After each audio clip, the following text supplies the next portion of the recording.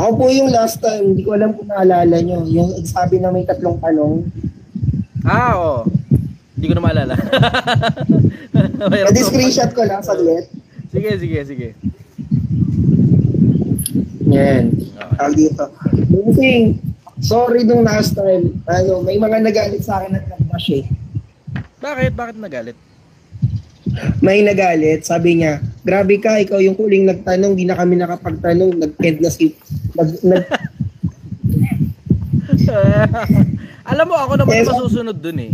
Hindi naman, wala namang maipapalagang kahit na sino kasi kapag gusto ko nang ibaba yung collar, bababa ko na yun. Ako naman masusunod sa sarili kong programa. Like ko ito eh. Yun na nga. Tapos, anyways, doon tayo sa mga tanong mo, brother. Pagsilbihan muna kita. Ano mga tanong mo, bro? Ang una kong tanong, ito malungkot kong tanong ito since punto ko ng relihiyon, di ba, minsan. Bakit ba marami nauuto sa religion? Maawa na kasi ito eh. Laging ginagamit na konteksto ang Biblia para makalikom daw ng maraming tao. Bandang huli, pag nakita mo ang konsepto na tama, mapakuran pa yan o Biblia ng Katoliko, yung tao minamanipula, yung mga tao na sasabihin nilang magpapanggap na pastor, tapos manguuto. Oo. Bakit nauuto ang tao? Bakit nauuto? Tama ka rin sa tanong mo. Ganda ng tanong mo. Isa sa mga dahilan kung bakit nauuto ang mga tao, ang sabi ni Kristo sa Biblia, nangagkakamali kayo sa hindi pagkaalam ng kasulatan o ng panahon man na darating. Merong reference eh, 'di ba? Yung konsepto na meron tayong batayan sa lahat ng mga bagay na ginagawa natin. Kung engineer ka, ang pinagbabatayan mo matematika at saka formula nung matematika. Kung doktor ka, ang pinagbabatayan mo medical books. Kung piloto ka, ang pinagbabatayan mo yung itinuro sa'yo nung eskwelahan na kinukuha din nila sa mga libro nung mga nagsulat ng mga libro. So meron tayong mga pinagbabatayang mga libro at meron tayong iba't ibang batayan tungkol sa mga bagay na ginagawa natin sa buhay. Nakakalungkot nga lang na pagdating sa usaping relihiyon, ang mga tao, puta, all logic goes out the window, na para bang ang Diyos tanga at laruan at uto-uto at alam mo yun, lahat na lang ng sabihin nila para bang galing sa Diyos at ang mga tao naman basta na lang naniniwala kasi pastor yan. Without considering na merong ang mga librong ipinasulat eh, 'di ba? Kung Muslim ka, basahin mo ang Quran. Kung Katoliko ka o under Kristyanismo ka, basahin mo ang Biblia. Kung Hudyo ka, basahin mo ang Torah. Kung Shintoism, bla bla, etc. Merong librong isinulat. Kaya ang hirap kasi sa mga tao, hindi nagbabasa. Wala na masyadong maraming nagtsatsaga eh. Wala na masyadong maraming nagtsatsagang magbasa ng mga libro. Pero tinan mo, isipin mo sa buhay na to, halos lahat ng bagay na maiisip mo bilang ordinaryong taong bayan, dahil hindi ka naman, alam mo yun, hindi ka naman rocket engineer o kung ano bang bagong bagay, yung bagong industriya ang pinasok mo, ordinaryong taong bayan ka lang, lahat ng maiisip mo, meron lang nagsulat ng libro tungkol dyan. Pero mga taong mahilig sa trial and error mahilig sa hula-hula O ngayon, syempre, dahil ang mga tao mahilig sa hula-hula, pagpasok ngayon ng isang pastor na alam na sigurado siya sa bagay na ginagawa niya at sinasabi niya, kahit hindi naman totoo yung pagkasigurado niya, sinasamahan lang ng confidence sa mga tao naman paniwalang-paniwala. Without considering na may mga libro nga na isinulat, so mangguni ka muna ron sa libro. Tinan mo, kahit nga mismong, alam mo yun, kahit mismong Diyos yun ang sinasabi. Ang sabi sa Biblia, yung mga isinusulat ng kung iniisip niyo man na siya'y propeta o ayon sa Espiritu, ay kilalanin niya mga bagay na isinusulat ko sa inyo na pawang utos ng Panginoon. Kahit sa Biblia sinasabi, kilalanin mo yung mga bagay na isinusulat na inutos ng Panginoon. 'Di ba?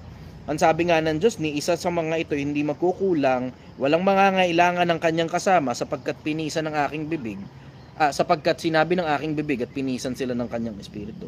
Isipin mo, ultimo Diyos nagsasabi magbasa ng libro Basahin mo yung libro na ipinasulat ng Diyos. Ang problema sa karamihan ng mga tao, siguro dahil busy na rin ng mga tao, sa iba't ibang mga endeavor nila sa buhay without considering the spiritual aspects of life, hindi nagbabasa ng Biblia o ng Quran o ng kung ano man yung libro na pinagbabatayan nila.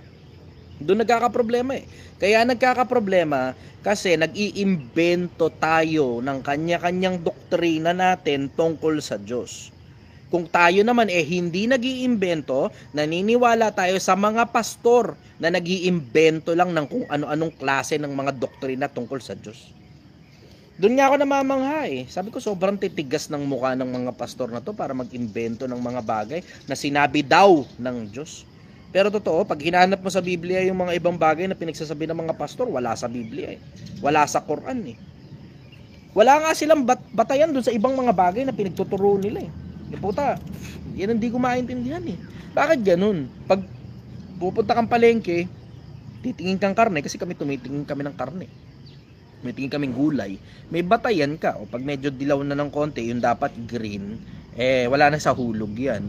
So hindi na, alam mo yun, hindi mo na dapat bilhin yung ganun kasi dilaw na nga, onion chives, ganun. Pag nakikita mo naninilaw na o nagba-brown-brown na, alam mo puta, malapit na mabulok yan. So may batayan ka. Bakit pagdating sa usaping pananampalataya, tungkol sa usaping Diyos, wala kang batayan. Kung ano lang sabihin ng pastor, pinaniniwalaan mo na lang. Sa katamaran kasi sa pagbabasa ng mga libro yan eh. Hindi na masasabi ko ron, brother. Sa katamaran sa pagbabasa ng mga libro. Follow-up question, brother. Natatakot ako magtanong ulit, baka may magalit kasi ulit eh. Hindi, go lang. Akong bahala, brother. Pabayaan mo sila kahit magalit pa sila. Hindi naman importante yung galit ng mga tao. Importante yung galit ko. Pag ako nagalit sa'yo, bababa kita dyan. So, bagay, punto ko nga dyan. Ito po yung gusto ko namang itanong. Ito hindi ko maintindihan. Bakit ang tao madali sa konsepto na lagi nilang nilalait yung babae pag nagsuot ng ganitong damit, pag ang tingin nila masama. O pag ang lalaki may ito, ito na kaagad ang tingin nila. Kumbaga, ang masakit dito, kung kapwa Pilipino, gano'n ang tingin niya sa sarili niya. Pero pag foreigner, astig, cool, maganda. Tapos kapag kabataan naman, lagi nila sinasabi na kasalanan ng kabataan, hindi na aalagaan, o kasalanan ng gobyerno. Teka, isa-isa lang muna, isa-isa. Kung tayo sa isa-isa lang muna, ano eksakto yung tanong mo? Kasi maraming sasanga na yung tanong mo eh. Morality. Ano tungkol sa morality? Bakit ang tao ang bilis maghusga? Okay lang yun. Okay lang yun. Wala naman ako nakikitang problema dun sa ang mga tao ay mabilis humusga eh, 'di ba? Nagkaka-problema lang naman dun sa paghusga mali. Kung mabilis humusga, tama husga, walang problema ron. Wala akong nakikitang problema ron. Kasi tinan mo, halimbawa, ito, bigyan kita maganda halimbawa. Halimbawa, matinong lalaki ka, tapos pili ka ng jowa. Ito na lang, magulang ka, ang anak mo lalaki, tapos ang pinili ng jowa, naka-pekpek shorts palagi. Tapos plunging neckline, tapos nakita mo lawlaw na ang suso, tapos yung anak mo bata. Payag ka. Yun ang jowa ng anak mo. Diretsa lang. Hindi mo kilala yun ha. Hindi mo kilala. Hindi mo kilala. Kasi pinili ng anak mo. Oo. Diretso kong sagot. Oo, kasi pinili ng anak ko yun. Gaano ka kasiguradong tama ang pili ng anak mo? Diba? Sasabihin ko, ang punto ko doon is, pinili niya yun, bilang lalaki, sabi mo nga, kung ano yung pinili mong pakasalan, gampanan mo na bilang lalaki. Ang trouble mo dyan, wala kang malay, nakuha niya pala sa club. Payag ka. Okay lang din. Okay. Minahal niyo lang buo eh. Okay. Wala akong magagawa. Ngayon, halimbawa, ang anak mo naman babae. Tapos alam mo si Raulo yung lalaki. Payag ka. Wala rin ako magagawa. May magagawa ka. Yung magagawa ko lang, kapag gumawa siya ng karumal-dumal, kapag ang anak ko ginahasa niya, ipakulong ko siya. Aantayin mo pa? O isang tingin, meron ka na kagad masasabi.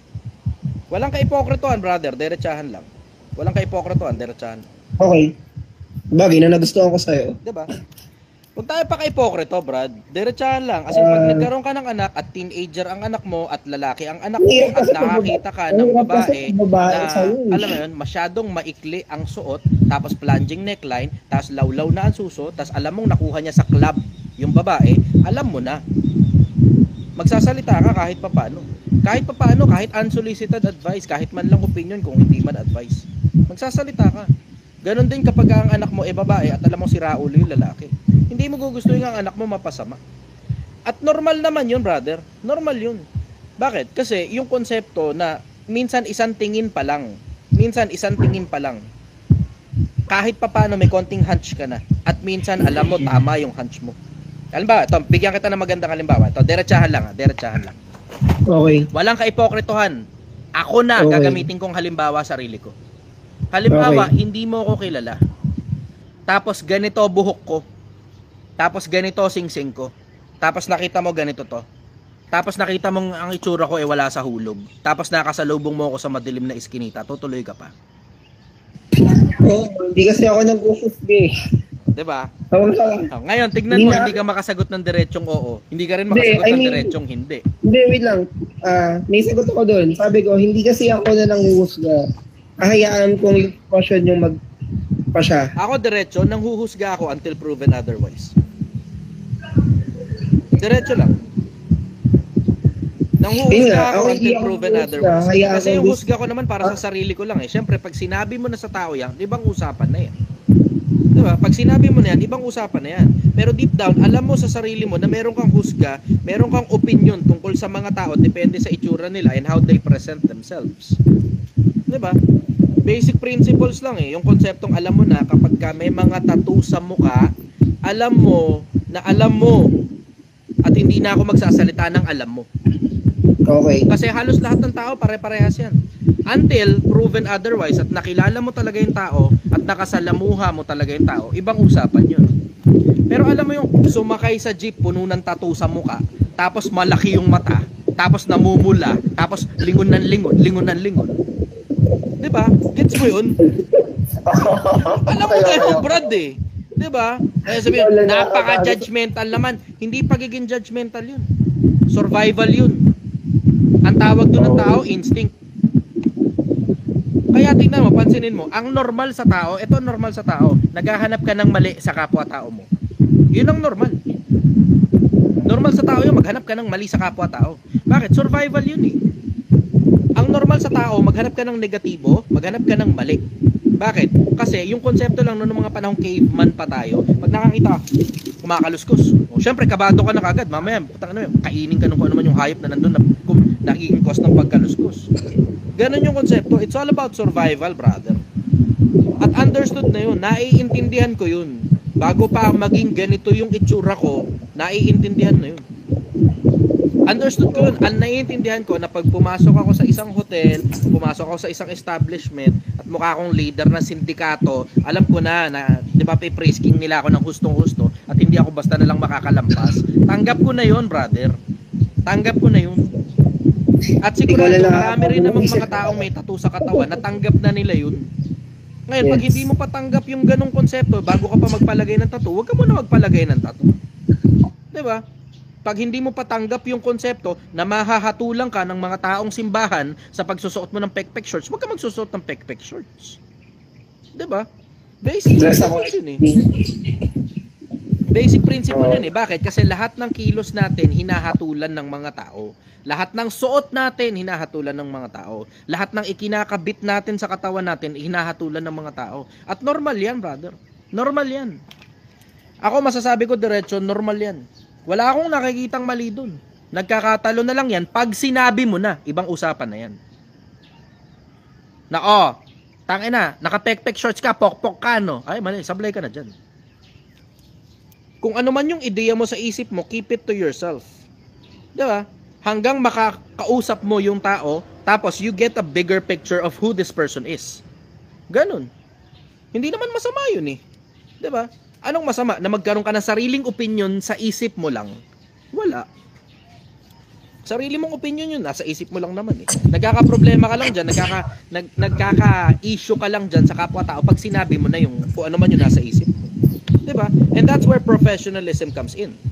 You choose your actions and words based on how people will react rather than based on how you really feel. Diba? ba? Pipiliin mo yung mga kilos mo at saka mga salita mo. Nakadepende kung paano mo gustong mag-react yung kapwa-tao mo.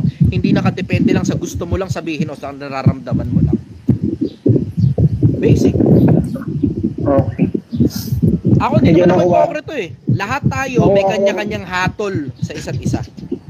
Until proven otherwise, we are keeping our judgments towards people. Maliban na lang mapatunayan na hindi naman pala masamang tao dahil nakilala mo na. Pero alam mo na automatic din at alam din naman ng mga magtatattoo yan. Bago sila magpatattoo ng kahit na ano sa katawan nila, alam na nila simple yan, hahatulang ka ng mundo tungkol sa tattoo mo sa katawan. O dapat makunat ang balat mo. Bakit? Kasi kung mabuhay ka at malambot ka pala at konting hatol lang pala sa'yo ng tao tungkol sa bagay na may tattoo ka sa katawan, tiklop ka na kagad, huwag ka muna magpatattoo. Bakit? Masasaktan ka lang. Masasaktan ka lang. Kung importante pala sa'yo sasabihin ng ibang tao, alam mo na may sasabihin ang tao pagka ginalaw mo balat mo. Basic.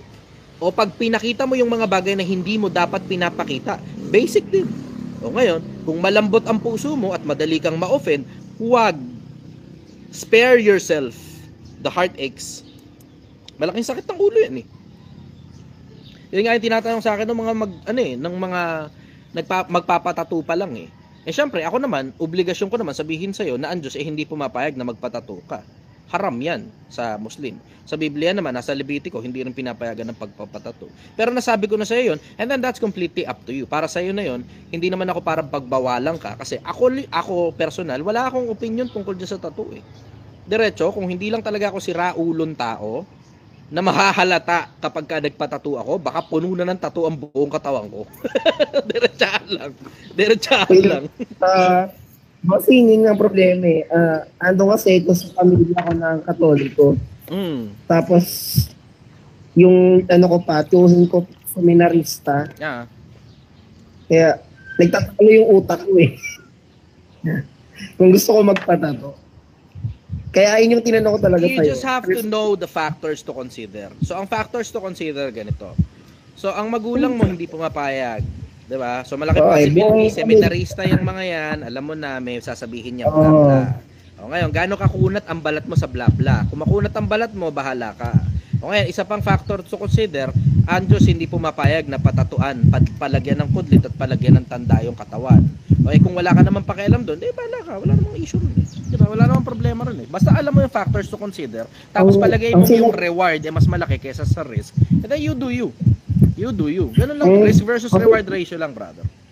Bossing, ang sinagot ko kasi, wala kayong pakialam, katawan ko na po. Totoo. Tama ka naman dun. Yun. Kung makunat ang balat mo, wala kang pakialam sa utos ng Diyos, wala ka rin pakialam sa opinion ng mga tao, then go ahead. Ikaw naman yan eh, you do you. Katawan mo naman yan eh, sa'yo ipinahiram yung katawan na yan. Sige diba? Ganun lang yun.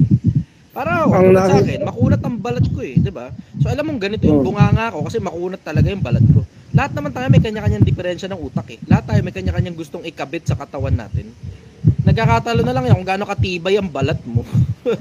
pagka balat sibuyas ka, hindi pwede. Daan-daan ka lang kasi sasakit talaga ang puso mo pag narinig mong isinusumpa ka ng kapwa-tao mo, diba? Ganon, gets mo? Yes. Follow-up question. Parang, follow-up question. Bakit, magalit na sa akin kung may magagalit. Sige. Bakit paulit-ulit ang political dynasty sa Pilipinas? Kasi paulit-ulit na binobota ng mga tanga eh. Ang kapangyarihan nasa taong bayan. Hindi nga lang nare-realize ng taong bayan na nasa kanila ang kapangyarihan. Diba? Wala tayong magagawa. Binoto ng mga tao yan eh, diba? Ang mga tao naman makakapili kung sino gusto nila. Ang problema kasi, yun nga yung sinasabi ko, kapag tumanggap ka ng pera galing sa politiko, kinakampanya mo pa yung politiko dahil sa pakinabang na nakuha mo, babawiin pabalik ng politiko yan pag nahalal na siya. Diba? Ganun lang naman yun eh. Kaya nga sabi nga nung iba, bantayan ninyo kung sino pinakamalaki ginagasto sa politika. Yung mga yan na siguradong corrupt. Yan nasabi nung iba eh. Ako naman, diretso, puta, sa akin diretso yung politika, showbiz lang yan para sa mga pangit na tao eh. Politics is showbiz for ugly people. Sila na mumuno sa bansa natin. Pero at the end of the day, wala naman diretsong kinalaman yung mga politiko na yan sa kakainin mo bukas eh. Wala nga silang pakialam kung mamamatay ka na ba eh. Diba? Maliban lumapit ka sa kanila, hindi yang mga yan pupunta sa'yo kapag tapos ng eleksyon para, kamusta kamusta ka, kamusta ka, buhay ka pa ba, may pagkain ka pa ba. Walang pakialam ang mga politiko pagkatapos sila mahalal. Pangako marami, bago mahalal. Pagkatapos ng halalan, tignan natin kung makagilap mo pa. Ganon. Diretso, wala talaga akong pakialam. Basta ako boboto no, kung sino man ang gusto ko iboto. Pagkatapos nun, I will move on with my life. Bago yun, I am also moving on with my life. Yun lang nun. Yung panahon ng kapangyarihan ng mga taong bayan, yun lang yung panahon ngayon na ako gagawa ng paraan tungkol dyan. Pagkatapos kong gawa ng paraan, I will move on with my life. Wala na akong pakialam pagkatapos nun. Ganon. Okay. Next class ka na po ba? Sige, go. Magagamit ko na rin sa wakas yung 7 question kong ni-ready sa'yo. Mas prefer ko nga yung ganyan eh. At least pinaghandaan mo yung tanong at hindi basta-basta bara-bara dyan. Hindi. Bibigyan ko ng pride yung sarili ko, Giorno ko eh. Yung ipahiya sarili ko, tsaka eskwelahan ko. Naghiya. Good. Ano ba school mo? Representing si Rizal Experimental Pilot School. Giorno. Okay, sige. Go brother. Doon tayo sa tanong.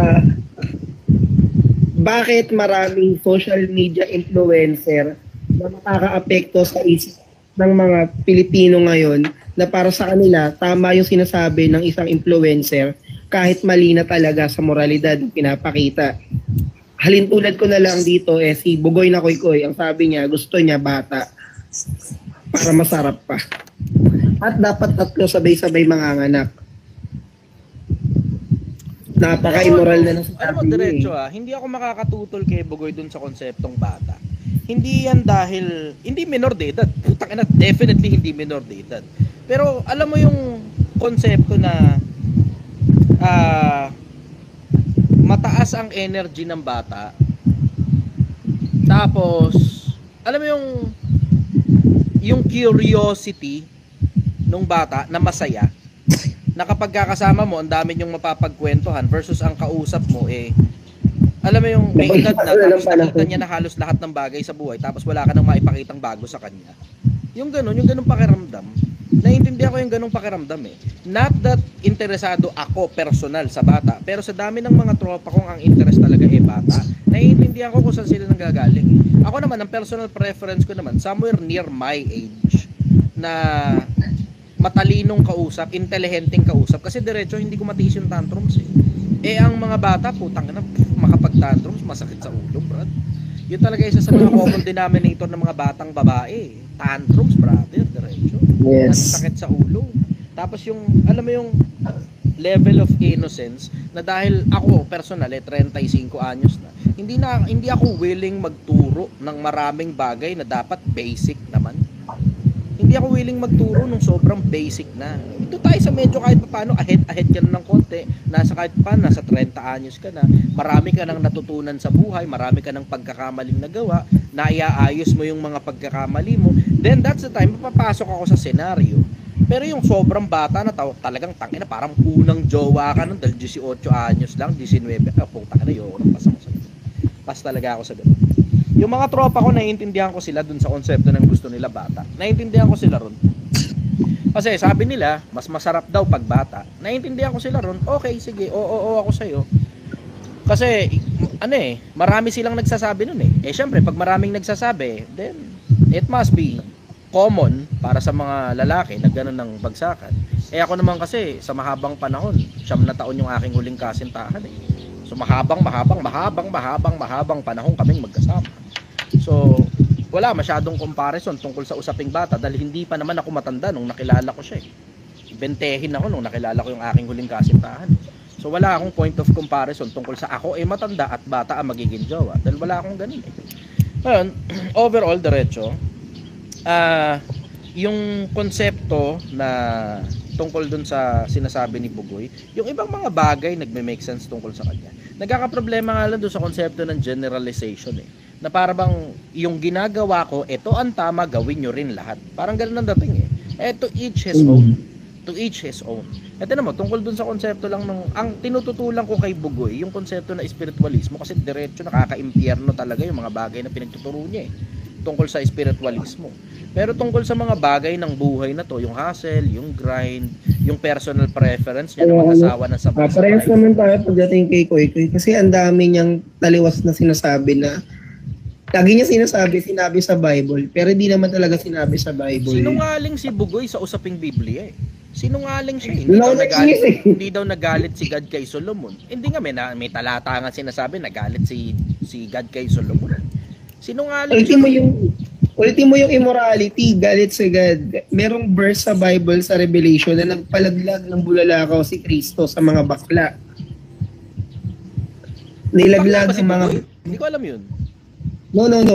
Kasi lagi niya sinasabi na hindi naman daw lahat nangyari sa Bible. Hindi naman daw yung konsepto kasi ng bakla, pabor ng Bugoy. Mismo nasa Bible na yung immorality, galit ang Diyos. Hindi ko narinig yun Hindi ko narinig kay Bugoy yun. Baka hindi lang siguro sinend sa akin ng mga tropa. Kasi minsan dumadaan sa feed ko kasi ang dami-dami nilang page Pero napakabihira nung something na interesado kung sinasabi ni Bugoy Napakabihira nung something na interesting. Akala ko nga akala ko nga nung huli magko-collab na kayo Hindi ako interesado makipag-collab sa kanya. Hindi ako interesado bigyan siya ng spotlight diretso.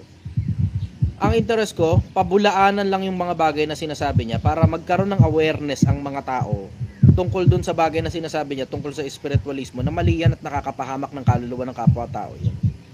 Ang nangyayari pa, bossing ito ang ayoko sa pinupunto ni Bugoy, para niya pinopromote kasi yung pedophilia. Hindi ako pabor dun kasi ang legal age 18 pero hindi ko rin naman matututulan yung bagay na hindi ko naman narinig na sinabi niya. Wala naman akong narinig na sinabi niya yun tungkol sa pedophilia. Wala akong narinig na sinabi niya tungkol dun. Hindi niya direct na sinabi kasi hindi niya direct na sinabi pero yung sinabi niya na bakit daw si Chabit nung nagkaroon ng Eyabab at nabengbang niya ng bata pabor sa mga tao, pero bakit yung ako na hindi naman okay, hindi sa kanila okay. Pag mayaman lang daw ba pwede yung ganun, pag mahirap hindi daw pwede. Parang nagpapanggap din naman siyang mayaman di ba? Parang nagbibilang siya ng pera na ganun. Hindi ko alam. Yan nalulungkot ako. Kasi nung una may sinasabi. Pero di ba may parang pagpapanggap siya na mayaman? Yes. Yung flex nung nag-umpisa po yan, bossing. Actually, sinusundan ko si Bugoy. Natutunan namin sa Giorno na bago namin tulig sa inyong tao, dapat kilala namin siya from cover to cover. Kasi you can't criticize someone if you don't know them. Marcos Aurelius. Yun ang dahilan kung bakit ang tinututulan ko lang sa kanya, yung konsepto lang na espiritualismo. Pero other than spiritualismo, wala talaga ako masyadong konteksto tungkol sa maraming ibang mga bagay na sinasabi ni Bugoy. Morality ang dapat i-check mo sa mga sinasabi niya. Taliwas. Yung pagpapayaman, oo dyan. Ako dyan. Pero pagdating sa konsepto na moralidad, ito ang pupuntahan ko. Medyo malabo nga talaga yung konsepto ni Bugoy ng moralidad Malabo Medyo malabo yung konsepto niya ng moralidad. Pero ang pinakamalaking tutol ko talaga sa kanya ay spiritualismo. Kasi nakakapahamak na ng kapwa-tao yung tungkol sa mga bagay. Sinasabi niya na hindi raw nagalit si Gachiki Solomon. Pinarusahan nga si Solomon. May talata nga nun Nasa unang hari Hindi yan kasi ang hirap kung ano lang ang maisip niya, nilalabas niya.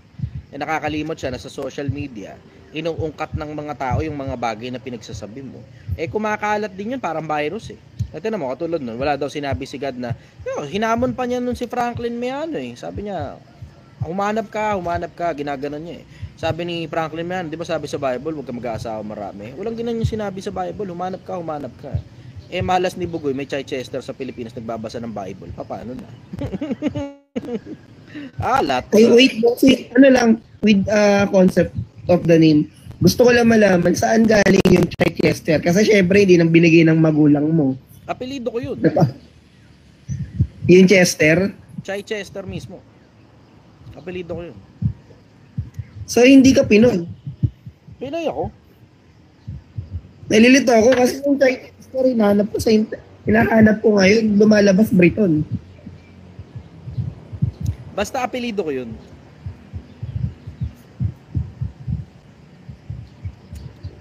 Yun lang masasabi ko doon, basta apelido ko yun. Nasa birth certificate yan, hindi matututulan yan. Ang galing. Pero ang ano niyo po, ang nanay niyo po is Filipino at ang tatay niyo Pilipino. Hindi na ako makakasagot tungkol doon. Ang makakasagot ko lang sa'yo, tungkol doon sa mga bagay na willing lang akong ilabas. Yung ibang mga bagay, personal na masyado. Naging curious ako, sorry. Naging sobrang curious ako.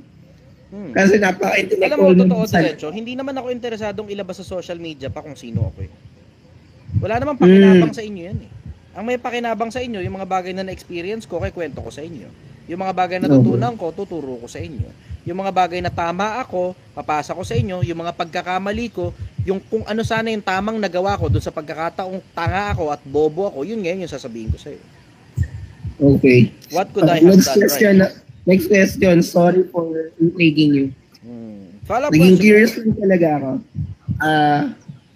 Tawag dito. Tapos sa inyo, ilang taon yung dapat ang lalaki mag-asawa na? Wala siya sa edad, brother. Nasa level of maturity siya. Responsable ka na ba? Kasi may mga 40 anyos, irresponsible pa rin eh. Meron ngang mga lalaki, ang dami ng anak, irresponsible pa rin eh. Paano makakapag-asawa yung ganun? Paano magpapakasal yung ganong klase ng lalaki? Eh kahit ikaw, babae ka, naanakan ka ng ganong klaseng lalaki, kahit pa may anak ka ron sa ganong klase ng lalaki, di mo pa rin gustong pakasalan yun eh. Irresponsible. Tinan mo, sabi ko, tinan mo, sabi ni Bibi, sabi niya, correct ko, tinan mo. Yung mga babae, sumasang-ayon sa akin, hindi naman dahil may anak ka, dapat itali mo na ang sarili mo ron sa ganong klase ng lalaki, habang buhay, irresponsible nga eh. Makakita ka muna ng sense of responsibility dun sa lalaki. Marunong na bang gumawa ng pera yan? Baka puta, marunong lang gumawa ng anak yan. Dami-daming ganyan 16 anyos, marunong gumawa ng bata. Hindi marunong gumawa ng pera. 18, 19, 20, 22, 23, tangna, iba nga. 25, nakatira pa sa magulang nila eh. Sabi ko, puta, marunong kang gumawa ng bata, hindi ka marunong gumawa ng pera. Hindi ba nakakahiya naman yan dun sa babae? Kadiri ang puta. So, pabor po kayo sa divorce? Ngayon, oo, pumapabor na ako sa divorce. Dati hindi eh. Dati kasi, syempre, alam mo yung ang pinapagsama ng Diyos, wag papaghiwalayin ng tao. Yun yung laging nasa isip ko eh. Okay, pero at the same time, kailangan mo rin lamang ilagay sa posisyon na hindi naman lahat ng kasal, ang Diyos ang may gawa. Diba? So, may mga tao, sila lang talaga yung nag-isip sa mga sarili nila na magpakasal sila. O tapos pagkatapos doon, tsaka mo lang makikita yung diferensya ng utak ng mga yan pag nakasama mo na matagal. Eh kapag ka-responsable yung lalaki, tapos yung babae butangera o pok-pok, 'di ba, na hindi mo naman alam na ganun pala history, napakasalan mo. Ay paano? Yung lalaki halimbawa na si Raulo na alam mo lumabas lang yung diferensya nung makasama mo na sa loob ng bahay at kasal na kayo. Paano? 'Di ba? Kawawa naman yung mga tao na yun. Lalo ang pinaka I will say kawawa, yung konseptong hiwalay na kayo at matagal na kayong hiwalay. Di ka man lang makapagpakasal ng bago. 'Di ba? Matagal na nga kayong hiwalay eh. Yung isa may ka-live-in na. Ikaw may ka-live-in na rin bago. Parehas na kayong may kasama ng bago sa buhay. Tapos hindi man lang kayo makapagpanalify. Tapos sa mabigat nun, gawa kayo ng asset ngayon nung bagong kasama mo sa buhay. Pagka namatay ka, hahanapin pa rin yung ex mo eh. 'Di ba? Kawawa naman yung kasama mo sa buhay ngayon. Ganun ang labas nun. So ngayon, pumapabor na ako sa diborsyo. Pero for the longest time, hindi talaga ako pumapabor sa diborsyo. Yun ang masasabi ko nun. Follow-up question, brother. Medyo okay lang po ba kung medyo mapapalalim yung tanong ko? Okay. How about bunga ng rape pina-abort? Bunga ng ano? Bunga ng rape tapos pina-abort. Pwede mo namang ipaampon eh. Kasi tignan mo, pwede mo nga pagkakitaan yung bata, benta mo na lang, at least buhay yung bata. Hindi naman nangyari sa akin. Kasi sabi naman, sobra ka naman, Chester, benta yung bata. Ganun yung nangyari sa akin eh. Binenta ko ng nanay ko eh. Hindi naman galing sa rape. Pero binenta ko ng nanay ko. Di ba, wala siyang pera eh. Oh. Ay, tignan mo naman naging epekto ngayon. Tanungan ako ngayon ng taong bayan. Oh, isipin mo. Galing. Ngayon ko lang nalaman yun, bossing. Oh, ngayon, alam mo na. Ludo ako sa'yo. Oh. Ibig sabihin, Sa nanay ko yun, kasi hindi ako pinalaglag. from the very young, naging matigas na pala buto mo. Oh, eh, sukat ang palaki ba naman sa akin ng matanda? O, hindi ka namin tunay na anak, pero minamahal ka na parang totoong anak.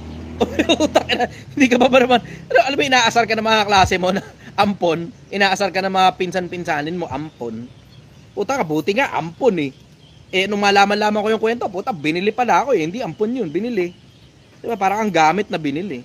Tapos ever since, pinalaki talaga ako na pagkakapalaki sa akin, eh, sinasabi talaga sa akin, diretso na hindi talaga ako totoong anak at hindi ako kadugo.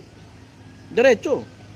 So wala kang ikakasama ng loob kasi umpisa pa lang talaga, upbringing mo talaga, hindi ka talaga anak. Ganun. Diretso lang. Eh, sinuwerte naman ako eh, kasi kahit pa sabihin mong ganun, eh marami ako natutunan doon sa bahay na yun.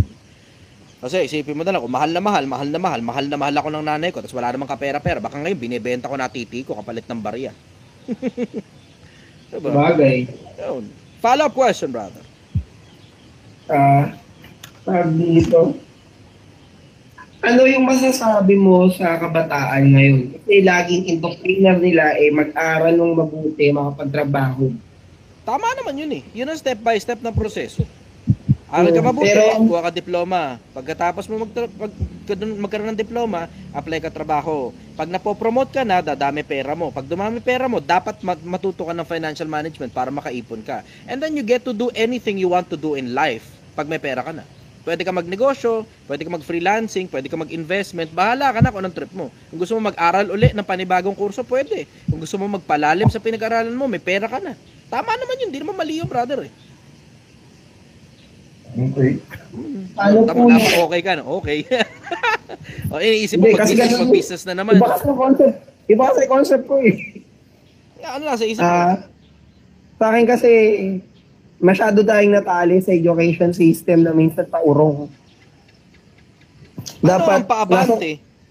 Kung yung educational system, do you have an alternative sa educational system na paurong? Ano, manatili kang bobo, mag-testing ka on your own ang hindi subok? Yung educational system na yan, marami na nagawa, abogado yan, doktor yan, piloto, engineer, architect, at lahat ng klase ng kurso, doon talaga ang punta mo at doon talaga ang bagsak mo pag nag-aral ka sa paurong na sinasabi mong educational system. Versus ano alternative? Ang alternative, mag-testing ka, magpanggap kang alam mo, ginagawa mo sa mundo. Yun ang alternative. Katulad ng sinasabi ng mga influencer nga, huwag ka na mag-aral, dumiskarte ka na lang. Yan ang alternative, dumiskarte. Mag-aaral po ako, pero hindi sa concept na yung nakakulong ka ng nasa eskwelahan. Like, maraming eskwelahan, kagaya ng homeschool. Ako kasi homeschool ako. Eh, kasama pa na sa educational system yun eh. Kahit ano pa homeschool mo, kung ano yung mga subject sa ano, yun pa rin ang tinuturo doon. It's the same banana. Iba lang ng branding yung banana. Iba lang ng location yung banana. Sa bahay ka tinuturo versus sa eskwelahan. Okay. Palagay mo ba magiging engineer ka nang hindi mo pinag-aralan ng tungkol sa engineering kahit homeschooling ka pa? Oo, di ba? Bakit yun? Hindi mo naisip yun ano? Hindi ko nakuha yun. Alam mo, tatanga ako sa mga taong pumapalag sa educational system eh. Puta, anong alternative mo? Anong ipapalit mo sa educational system na for hundreds of years napakarami ng nagawang successful na mga tao? Ang ipapalit mo mag-alatsamba ka, testing. Ang ipapalit mo yung putang ina mga courses na mga putang ina mga taong kalilitaw-litaw lang sa social media. Yan ang ipapalit mo dyan. Diba? Yung educational system, it has stand the test of time. Marami nang nagawang abogado yan, doktor, engineer, architect, aircraft technician, at maraming iba't iba pang mga kurso na kung ano man yung pinag-aaralan mo, magiging ganun ka, tapusin mo yung buong kurso at kumuha ka ng lisensya. Walang alternative yan, pansamantala. Ano, magsasign up ka sa mga courses ni MJ Lopez? Diba? Sign up ka sa course ni Andrew Tate? Ang kaya lang gawin sa'yo ng mga tao na yan, igawa ka ng pera. Pero kung ano yung talagang passion mo talaga, walang assurance yan dyan sa mga tao na yan. Buti nga sana kung totoong makakagawa ka ng pera pagkatapos mo mag-sign up sa kanila eh. Sila lang yung kumita. Ikaw, congratulations kung may mapala ka. Di ba? Alam mo, simple lang naman ang konsepto Pilipinas eh.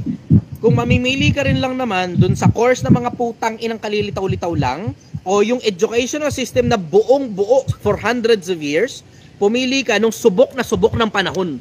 Subok na matibay, subok na matatag. Di ba? Parang bangko lang. Di ba? Yan ang sikreto. Pipili ka na rin lang naman, puta, naniwala ka pa sa mga kalilitaw-litaw lang. Bago lang yung mga yan eh. Kalilitaw-litaw lang ng mga yan eh. Sinisiraan yung educational system. Sabi ko, itong mga taon to, bobo eh, no? Sabi nung isa, yung pang tuition fee ng parents mo, ipang business mo na lang. Samantalang pag inungkat mo yung buhay niya, yung anak niya pala nag-aaral sa pang mayayamang eskwelahan. Ano yun? Ano yan? Akala ko ba yung pang tuition fee, pang business? Ba't yung anak mo nag-aaral sa eskwelahan? Ano? Yung mismong tip mo? O yung mismong advice mo sa kabataan, di mo kayang i-apply sa anak mo? Putang ina. Natatawa ako dyan. Ang nakakatawa pa doon, puta yung tao na yun, gumawa ng sarili niyang course, hindi niya i-sign up yung anak niya sa sarili niyang course, pinatuturuan niya sa totoong eskwelahan. Ina to mga taon to. Sabi ko, putang ina nyo talaga eh, no? Panloloko talaga ng kapwa gawain tiba-tiba eh, no? Puta, kung yan palang course mo, sapat para umalago ang tao, sana dyan mo sa course mo i-apply yung anak mo. Diba? Dyan mo pag-aralin sa sarili mong course, puta ka. Bakit yung anak mo nag-aaral sa pangmayayamang eskwelahan na eskwelahan ng educational system na sinisiraan mo? Puta, ano yan? Ano yan? Anong kalokohan yan? Anong katangahan yan? Anong kagaguhan yan? Ano? Dual standard? Pag yung anak ng ibang tao, lolokohin mo magulang para yung pang-tuition fee, pang-business na lang, pero yung anak mo pinag-aaral mo sa educational system na sinisiraan mo? Ano? Budol? Tangina mga tao yan. Tangina mga tao yan. Diretsa lang. Tangina, natatawa ako dyan sa mga putang inang clown na yan sa internet eh. Ang tingin ko dyan sa mga yan, clown eh. Ganun-ganun ka pa. Tayo mo mga pinagsasabing ko ano-ano. Tapos pag inungkat naman yung kaugat-ugatan ng putang ina mga pinagsasabi mo, hindi mo naman pala kayang i-apply sa sarili mo yung mga pinagsasabi mo. Tangina yung mga tutol sa diploma. Tignan mo, yung mga tutol sa diploma na yan, antay mo magsipagkaroon ng mga anak yung mga hayop na yan. Tignan natin kung may oras silang magtiyagang magturo ng ABC 1, 2, 3 sa mga hayop na mga anak nila. Tamo? Tangina mga tao yan. Tutol ka sa educational system, tutol ka sa diploma. Pag ang anak mo naman, puta, magkikinder na, pinapaaral mo na sa totoong eskwelahan. Hindi! Yung ginawa mong course, dyan mo pag-aralin yung anak mo. Dyan mo ngayon turuan ng ABC 1, 2, 3. Tangina eh, di ba? Puta, gago lang. Educational system, outdated. Ganyan magsalita mga hayop na yan eh. Yung educational system, kinukulong tayo! Kinukulong, putang ina mo. Anong kinukulong? Pinagsasabi mo. Tangina, kung ang paraan pala para yumaman at maging successful ka, dapat wala kang narating, sana halos lahat ng nasa squatters area mayaman. Tangina mga tao to. Yung mga bobo naman, naniniwala sa mga ganyang putang-inang siraulo. Ang mga tao, uto-uto. Tangina, uto-uto ninyo. Napaka-uto-uto ninyo. Kung ang paraan pala para yumaman, dapat wala kang diploma, sana lahat na nasa squatters area, milyonaryo. Putang ina. Taong yun, nakakapagtaka talaga eh. Ako talaga takang-taka sa mga putang inang mga hayop na yun eh. Diretso, tangina iba dyan, hindi nga tao tingin ko dyan hayop eh. Tangina, pinagluloko mo kapwa tao mo, putang inang yan, yung mismong ina-advise mo sa tao, hindi mo kayang i-apply sa sarili mong anak. Hindi mo kayang i-apply sa sarili mong anak. Ngayon, pan-tuition fee mo, ipang-business mo na lang. Na mo, yung mga gagong yan, kausapin mo anak ng mga hayop na yun. Tapos, kumbinsin mo, sabi ng tatay mo, yung pan-tuition fee, ipang-business na lang daw. So, yung pan-tuition fee mo, pang-business na lang natin, tara. Tignan natin kung matuwa yung mga putang inang tatay niyang mga yan.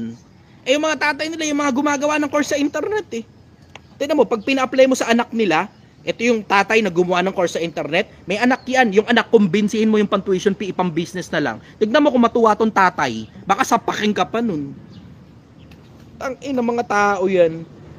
Ulol ang puta. Sabi ko, tangina, tuntua ako rito sa mga hayop na to. You guys make good clowns on the internet. Magagaling kayong mga clown sa internet. Ang gaganda pa ng mga suit ninyo eh. ang gaganda pa ng mga panloob ninyo, ang gaganda ng mga sports car ninyo, pero yung tangin ng kabobohan ninyo, hindi talaga automatic na pag may sports car at mayaman, automatic matalino agad eh. Hindi automatic eh. Hindi automatic. Hindi talaga automatic. Tangina, yung isa nga diri ako eh. Paano maging kaibigan? Dapat maging kaibigan. Ano? Putang ina, pinagsasabi mo. Sabi ko, putang ina to. Ito yung mga taong pinakikinggan ng mga kabataan natin ngayon. Itong mga ulol na to na walang laman ng kokote, ito pinakikinggan nyo dahil lang may pera sila. Ang inang yan. Ay kayo pagkatapos ng Project 1M. May aabangan kayo. Gusto ko lang ukatin yung topic na yun kasi doon ako nainat sinabi ni Josh Mopic eh. Ayan, may nagbanggit na. Ano ba sabi niya? Hindi ko alam eh. Hindi ako masyado nakikinig sa kanya eh. Yan.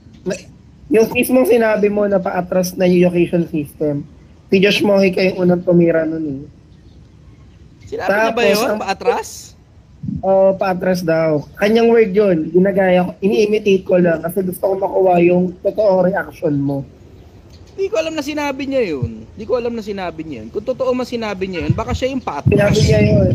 Kaya nga maraming yan yung first time na may tumira na sa kanya kasi yun yung sinabi niya. Sino tumira sa kanya? Netizens na rin. Aray. Alam mo, tumatalino na mga tao eh. Buti na nga lang ka mo, tumatalino na mga tao.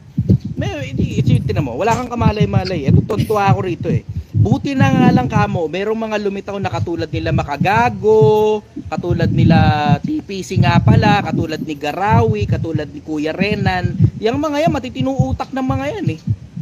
Si Makagago dati si Raulo, pero nakikita mo yung pagbabagong buhay niya ngayon.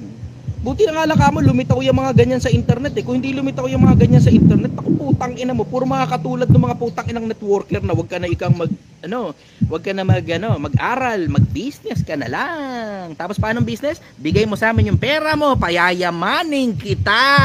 Putang inang yan. Ay. Grabe. Pilipinas! Ang putang inang mga influencer mo, si Raulo. Putang ina.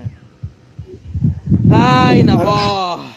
Gusto lang nga po pala yung maiba lang ako, di mo na ako magtatanong no? Personal na ko lang to.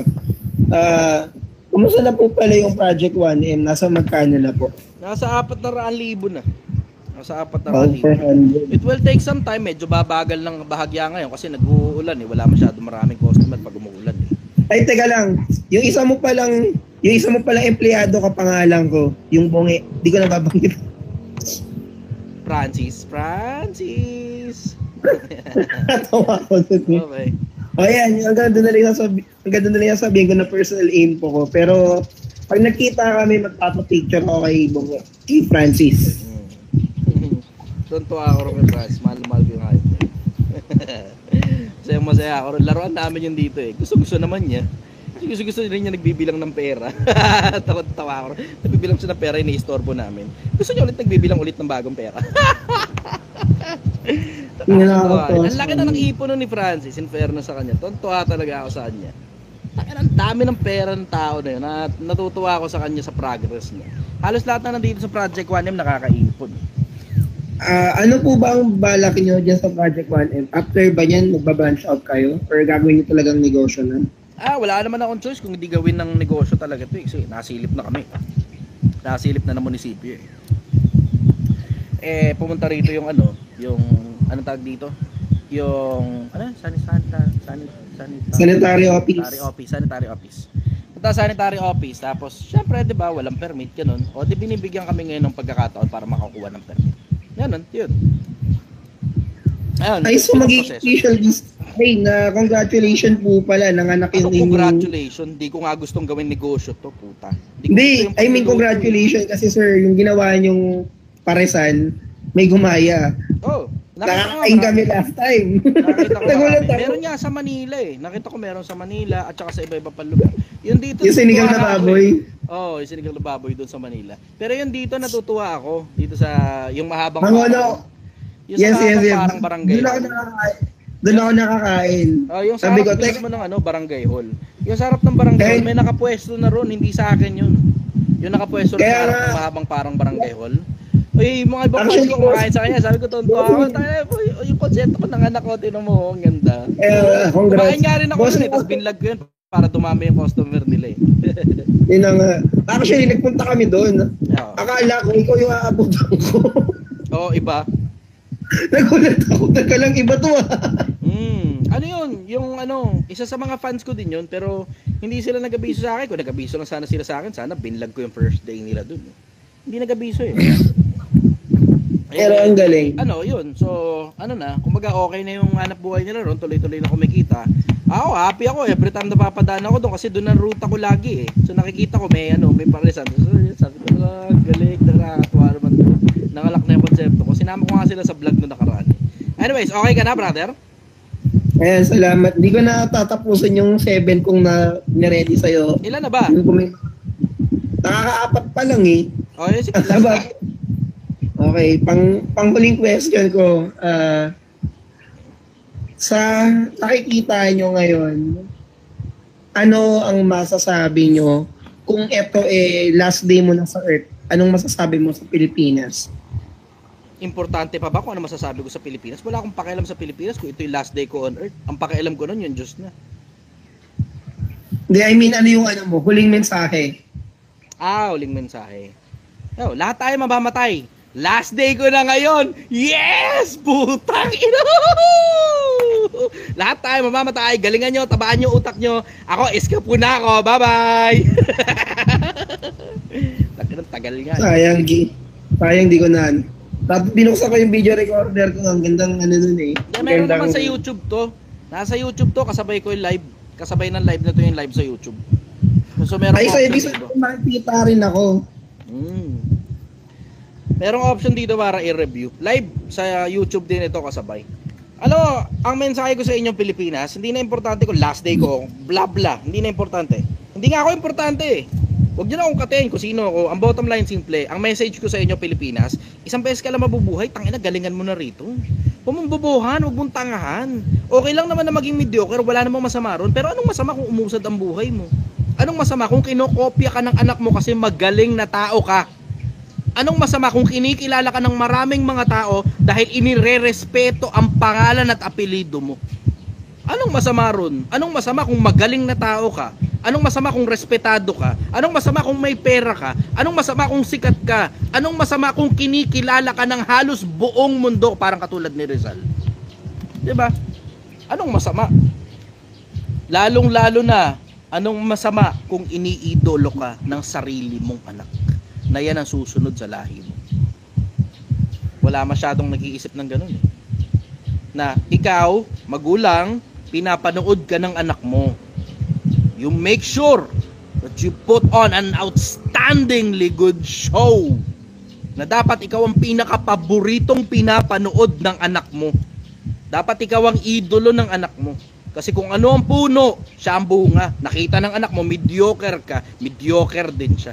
Nakita ng anak mong ginalingan mo, ginagalingan din ng anak mo kasi kinokopya ka niya. Ginagaya ka niya. Wala masyadong nag-iisip ng ganun. Wala masyadong nag-iisip ng ganun. Yun ang message ko sa taong bayan. Okay ka na, brother? Maraming salamat. Maraming salamat, Joseph. Thank you very much, brother. Okay, next tayo. Tubig muna ako kasi nanalaytay na sa dugo ko yung kape. Sakit na ng lalahugan ko. Ang sakit din ng ko, ng acid reflux ko. Ito, Ningas JP.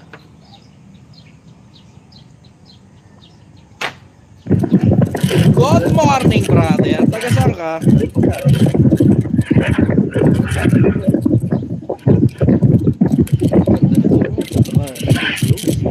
JP, saan ka? Taga saan ka? Ano to, sir? Naririnig ko ba? Ayan, okay. Anong tanong mo? Ito kasi, sir, gusto ko lang sana sermonan niyo ako eh. Takina, di naman ako pare para manetbox. Okay, ano ba problema mo? Medyo may problema kasi ako ngayon, sir, kasi Tuloy. about sa pamilya. Okay. Nakikipaghiwalay kasi yung misis ko sa akin dahil nga medyo may ang iniisip niya kasi parang isip bata ako, ganun yung dating sa kanya. Bakit Dahil kasi hindi ako napapaisip nagsasalita, ba? hindi ako nagsasabi ng mga problema ko sa kanya. Okay. So, iniisip niya na isip bata ako dahil mas bata ako sa kanya ng 10 taon. Anong problema?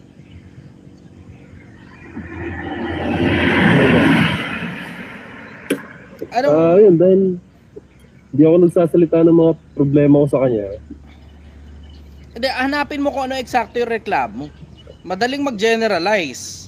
Pero mas maganda kung hahanapin eksakto kung ano yung reklamo niya tungkol sa'yo. Tapos tsaka mo ngayon resolbahin isa-isa.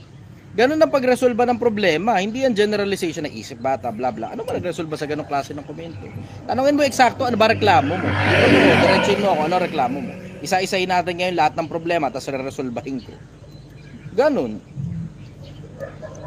Yun. Yun ang sagot ko sa'yo. Ang ano kasi sir, ang una kasing problema sir, kasi siya nakikinig sa akin, just nakikinig sa akin. Hindi ko nakikinig. Kumbaga, mas may pinapriority na yung sarili niya. May pera ka ba? Kaya ako naman, hindi na ako sasalita sa kanya. May pera ka? Yung sir, wala akong pera. Siya yung Alam mo na, kaya hindi nakikinig. Mas malaki kinikita niya sa akin sir. Yun na nga, gawa ka pera. Trabaho ng lalaki gumawa ng pera, brother. Ngayon, ito naman ang problema. Sa inyong dalawa may problema eh. Siya, pumili ng bata. Ikaw naman, pumili ka ng mas may pera kesa sa'yo. Ano yan? Ba't mismatch yan eh? Anyari? Di sir, noong 2017, pareho naman kami wala. Kumbaga, pareho kami nagsisimula. Yun nga lang, itong may dumang gumanda yung dating doon sa trabaho niya. So ngayon, siya na mas maganda kumita. Ako naman, kumbaga, nag-resign sa dati kong trabaho, tapos panibagong trabaho na naman ngayon.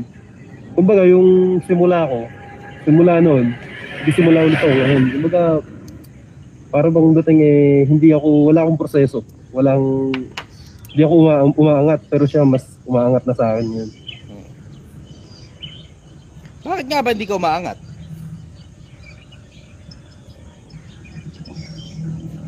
Sir, kasi trabaho sir. Noong 2018, nag-aaral ako. Teka, kwento mo nga muna sa akin yan. Makikinig ako. Yung ako dito sa gilid sandali. Mabilis lang. Tuloy. Noong 2022,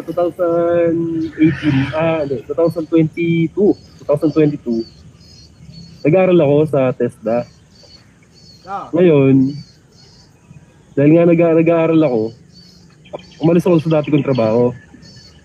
Then nung nakatapos na ako sa pag-aaral ko, mga 3 months yun nagtrabaho ako sa welder yung pinasukom position.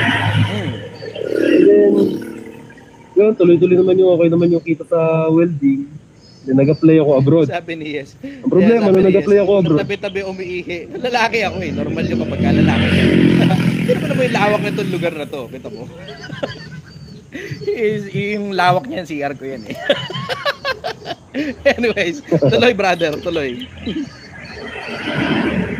So sir, nung tatrabaho na ako, welder. Then, nag-ano ko. Kumbaga, pinangarap ko mag-abroad. Gusto ko mag-abroad. Nakapag-abroad ka? Yun, habang nag-apply ako mag-abroad, hindi sir, nag-apply pa lang. Nung nag-apply ako mag-abroad, nagka-problema doon sa trabaho. So, napilitan ako mag-resign. Okay. Para mapagpatuloy ko yung pag-abroad. Ngayon, nagka-problema ako dito sa agency. Okay. Papunta akong Poland. Nagka-problema sa agency. So, hanggang ngayon, hindi pa ako nakakalis. So, ngayon, nag-apply naman ako, panibago na naman trabaho to. So, ganun yung nangyayari sa akin. Then, habang yung babae, siya, patuloy yung progress niya dun sa trabaho niya, mas gumaganda. Mas lumalaki yung kita niya. Okay. Then ako, wala. Okay. Ano reklamo niya eksakto sa'yo tungkol bukod dun sa isip bata ka? Yun sir, isip bata raw ako at saka ayun, dahil hindi kami nag-uusap talaga sir, hindi siya nakikinig sa akin, at the same time, hindi na rin ako nagsasabi sa kanya. So, magkalayo na yung may pagitan na kami dalawa. Labas muna kayo, brother. Friction yan eh. Magkasama ba kayo sa bahay? Hindi. Hindi rin sir kasi dito ako sa trabaho ngayon. Naka-stay in ka dyan? Naka-stay in ka dyan? Yes sir, yes sir. Ayun lang, trouble. Long distance relationship. Lagi talagang hindi gumagana.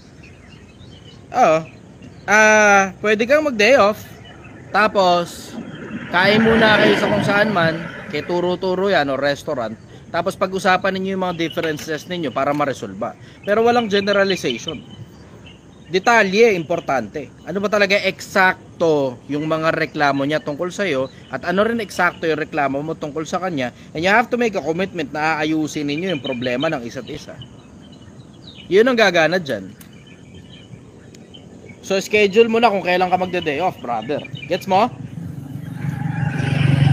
Sige sir, maraming salamat po. Okay. Thank you very much, brother. Bye-bye. Maraming salamat sir. Okay, basta. Rocky Javier. Ganda na ito. Tuntua ako rito. Rocky Javier, good morning, brother. Taga saan ka? Hello po, brother. Ay, babae. Sister, hello. Good morning. Opo. Taga saan ka? Good morning po. Taga Quezon City po. Okay. Ano tanong mo? Wait lang po. Sige lang. Relax ka lang. Ako lang to.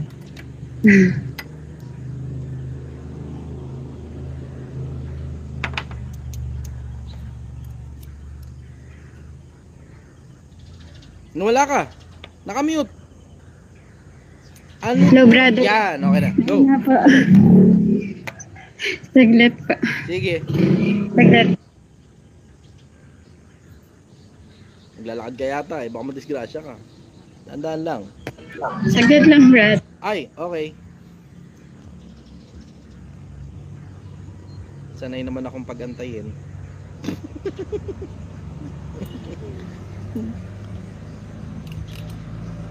Yung saglit ba, babalik ka pa ba? Naririnig niyo na po. Yan, okay na. Akala ko hindi ka na babalik, Okay. pinasaglit mo Inayos ako, tapos ko na hindi ka po. babalik.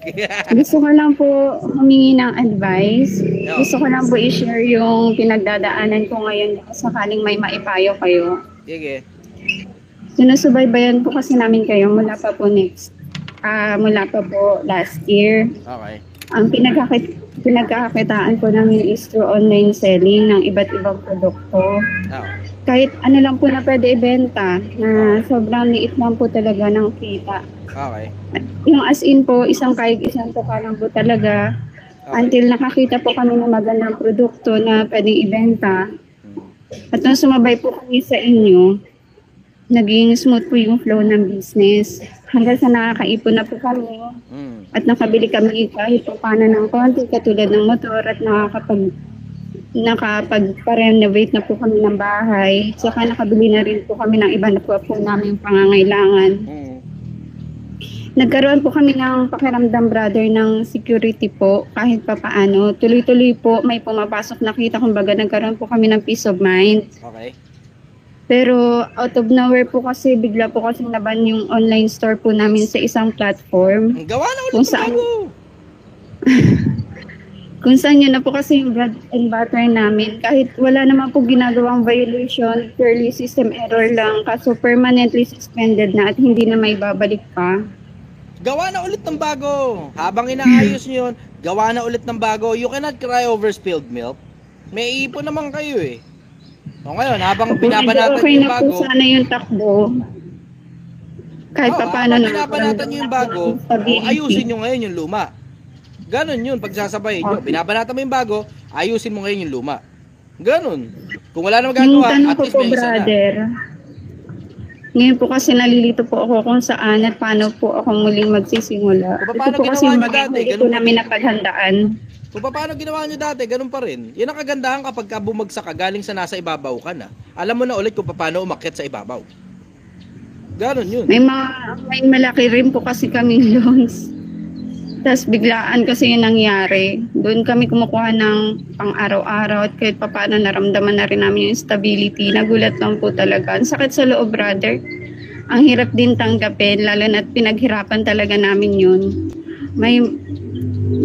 Hindi ko po alam kung paano makakabangon mula sa ganitong sitwasyon. Oh, ganyan din yung naramdaman ko nung nawalan ako ng Facebook. Hindi ko alam kung alam mo yun pero wala akong personal na Facebook. Dinali ni Facebook yung personal na account ko. Sa lahat ng mga pictures ko mula pagkabata, nandun. Lahat ng mga contacts ko, connections ko, nandun. Wipe out, lahat. Wala. Wala akong connections, wala akong mga pictures ng kabataan. Pati mga posts ko, nandun din. Gawa akong bago. Tapos yun na, move on na. Sabi ko, paano yung mga utang? O di mag-empleyado muna isa sa inyo. Babayaran lang muna yung mga utang at saka may pang araw-araw kayo habang binubugbog ngayon ng isa yung bagong account. Pero alam mo, hindi gumagana, yung iiyak-iyak ka tapos nagdaramdam ka. Okay yun, magdamdam ka, pero parang umilis ka. lutang po kasi ako ngayon, brother. Hindi ko alam kung saan magsisimula ulit. Kung paano bumangon mula sa ganito. Paano ulit magtiwala sa proseso kahit parang ang sakit at ang labo na ng lahat. Damihan mo yung account mo. Tignan mo, katulad sa akin, pansinin mo, 2 TikTok ko. Isang Project One, isang The Chichester. Tingnan mo yung Facebook ko, 3 yung Facebook account ko dati. Ngayon, gumawa na naman akong bagong Facebook account na naman at nasa 55,000 na agad, wala pang 2 buwan. Pansinin mo, hindi ako maabot ng 1 million followers. Pansinin mo, hindi ako maabot ng 1 million followers. Laging merong nangyayaring kakaiba. Kung ako nga, puta, sa akin yung nakuha yung idea ng tungkol sa pag-usad sa buhay. Di sa akin yung na rin kunan yung pag-bounce back, pagkataas madapa. Lagi akong dapa, hindi nyo napapansin, lagi akong dapa sa Facebook. Yung isa ko 600,000, nawala ng monetization, nadali. Laglag ngayon, lagatok, wala na yung 600,000. Tapos gumawa akong bagong Facebook, 200,000. Nadali na 300,000, nadali rin yun. Tapos gumawa akong isa pang Facebook, Project 1M by The Chichester. Ngayon, lahat ng tatlo, wala na akong access. Bakit? Personal na Facebook ko yung dinali. Ngayon, gumawa ulit ng bago na naman. Tapos 55,000 na lang yung followers. Wala akong pakialam kung ilan ang followers ko. Mananatili ako rito sa mahabang panahon hanggang mamatay ako. Ganon kasimple. Mananatili ako rito, gawa ng bagong account, gawa ng bagong account, hanggang mamatay ako. Ganon gagawin ko. Every time mababan ako, every time mabablock ako, every time masususpend ako, lagi yan. Gagawa akong bago ng account. Ganon din ang gagawin ko sa TikTok. Ban ako ng TikTok, ganon din gagawin ko. Tara mo, Project 1M ko, binanatan ko yan mula sa kasi lagi na 7 days suspended, 7 days suspended, 7 days suspended. Lagi na lang eh. Kaka-live ko lang, kakasimula ko lang ng live, suspended agad 7 days. Tapos sisimula akong bagong live na naman, suspended na naman 7 days. Paano ka naman makakapag-live naman ng matino pag ganyan suspend na suspend? Hindi, kukuha na lang akong bago. Project 1M, dalawa ngayon yung account ko. Isang Project 1M, isang The Chichester. Pag parehas yun, nasuspend pa rin, gagawa na naman ako ng bago na naman. Tapos bago na naman, tapos bago na naman, tapos bago na naman. Walang magagawa, iyak-iyak. Okay yan, umiyak ka. Okay yan, walang problema dyan. Makaramdam ka, walang problema. Pero kumilos ka. Okay po. Lusan mo. Ganun lang. Hindi mo alam kung saan magsisimula. Back to zero po. Nagsimula dati. Ganun. Back to zero naman talaga eh. Ba't ako ba, hindi ba nag-back to zero? Nakaka-4 na Facebook account na ako. Lahat yung back to zero, lahat yung back to zero. Tinan mo, ngayon, wala na akong access sa iba pang mga Facebook. Yung isa na lang na page ang meron akong access. Yung iba kong mga Facebook, wala yun. Editor ko na lang may access doon, tapos hindi siya makapag-akit ng bagong admin. Kasi ang nagagawa lang doon, magpo-post lang. Yun lang kayang gawin. Hindi siya nakakagawa ng walang admin access doon. Isang piraso lang yung admin access ko. Tapos ang nagagawa lang, mag-post. Yun lang talaga nagagawa, mag-post. Wala akong access dun. Hindi rin makapag-akit ng bagong admin. Alangan may pakisuyo ko, paki-post mo naman to. Tapos alatsaba kung kailan mapopost yun. Hindi. Gumawa ng bagong Facebook account. Papalaw pa rin ako ng mga tao dyan. Imposibleng hindi. Nakikinabang sila lahat sa akin nang wala naman ako hinihinging kapalit eh. Diba? Po. Gano'n? Din po kami nakaipon sa pakikinig sa inyo eh. Na dapat mas malaki yung kinikita kaysa ginagastos. Kaya po kami nakaipon. Sa akin lang galing yung idea, pero kaya kayo nakaipon dahil kinilusan nyo. Ngayon, it's time, kilusan nyo ulit ng panibago. At laging mangyayari yan. At magpapaulit-ulit yung bagay na nangyayari sa inyo. So ngayon, alam mo na ngayon, naranasan mo isang beses yan. Yung pangalawang beses na mararanasan mo yan, alam mo na kung paano bumira. Yung pangatlong beses na mararanasan mo yan, alam mo na ulit kung paano umulit.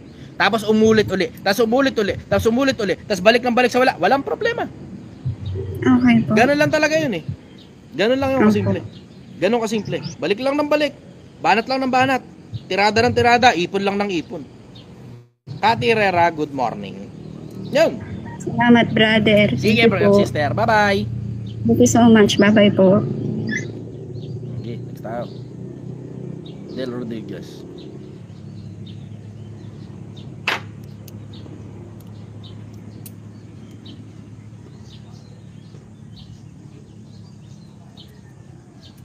Wala si Del. Okay, next tayo.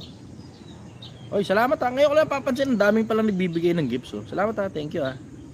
Daming nagbibigay ng gifts. Merong TikTok at saka merong ano, roses. Smell so good. JC. Hello po. Brother, good morning. Taga Good saan ka? morning po. Rad Solomon. Taga Parañaque po. Ay. Oh, ano tanong mo, brother? May tanong lang po kasi po mahigit po 3 years po na tumira po sa street. Hindi po ginawa ng mama ko po. Ngayon po, wala na po sa tatay, broken family po. Iniwan po ng mama ko sa mama po sa stepfather ko. Ngayon po, ano po kayang pwede ko pong gawin po para po makabangon po sa sarili ko nang ako lang po yung mag-isa. Akad ko lang muna to sandali si Coolburn ha. Kasi trip ako Sige nito po, eh. sige po. Sige po, sige po. Pina-flood yung ano ko eh, yung comment bar ko eh, ay yung comment section ko eh. Ano Coolburn, akyat? Ano, ganyan ka lang? Flood ka lang? Diba? Yan ang sinasabi ko sa inyo, ulitin ko, pag bobo ka pa, tumahimik ka muna. Diba? Ganun lang naman yun eh, pag bobo ka pa, tumahimik ka. Kung di mo kaya sabihin sa akin sa harapan, tigilan mo yung comment section ko ha, tigilan mo yung comment section ko. Nasabihan na kita, susunod niya, sususpindihin kita. Anyways, sige, tuloy brother. Go. Yun po. Yung ano pong mapapayo niyo po sa akin na pwede ko pong gawin para po magkaayos po kami ng family ko na pumayag po siya na magsama po kami ulit. Kasi po, tagal na po 3 years na po hindi po kami nakikita. Nagtatrabaho na po ako ngayon sa palengke po, kargador po. Nag-iipon po ako ng pera para magkita kami ng mama ko pero ayaw niya po maita. Ano po yan pwede kong Ano ba pong nangyari? gawin? Ba't tayo ka makita?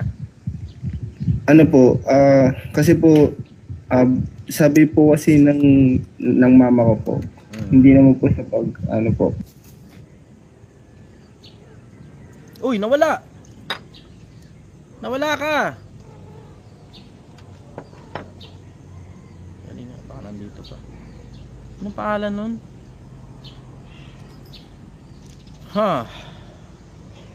Nawala. Anyways, sige, sagutin ko na lang kahit medyo bitin yung information. Sayang na bitin yung information na wala siya. Okay, ang sagot ko ron, ganito, hindi naman ganun kakomplikado yun eh. May taong ayaw sa'yo, welcome ka na mag-move on, welcome ka na bumawi sa kanila, pero ayusin mo muna sarili mo. Yun, unahin mo muna, ayusin mo muna sarili mo. Ipon ka marami, trabahuin mo marami, pakataba ka ng utak, pakatalino ka, kung saan ka nagkamali, ayusin mo ang sistema mo para hindi ka na magkakamali sa parehas na dahilan. Yun ang sagot ko ron. Hindi ganun kakomplikado ang buhay. Pag ayaw sa'yo, welcome kang habulin. Pag talagang wala na talaga, pakawalan mo na, pabayaan mo na sila. Ganun ang totoong pagmamahal. Ang totoong pagmamahal, mahal mo pa rin yung tao. Hindi na importante kung kasama mo pa sila o hindi na. Yun ang totoong pagmamahal. Minsan kailangan ibigay mo lang talaga yung kalayaan eh. Diba? Kung magulang mo man yan, ayaw ka nang makita ng magulang mo. Diba? Sigurado gugustuhin nilang makita ka kapag mayaman ka na. Usad ka muna ng konti, kahit mga 6 na buwan. Kaya yan. Pero kung talagang wala na talaga, you just have to learn how to move on. Ganun lang naman talaga buhay eh. Ako nga, binenta na nanay ko eh. Diba? Yun ang sagot ko ron. Next tayo.